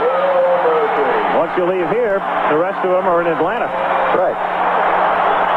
So 2 out. They figure if you get a split here, they can beat the Cardinals 2 out of 3 rather than the Cardinals beating them 2 out of 3. Remember that earlier figure we threw out. 95 homers and 81 home games. The fans upstanding now for Bob Quant. 2 out, bases empty. Outside, ball 1. Murphy hitting again with nobody on the whole night. Most of the Braves have been hitting with nobody on tonight. Chopper to second. Tommy Harris there. Wrapping up for the Cards.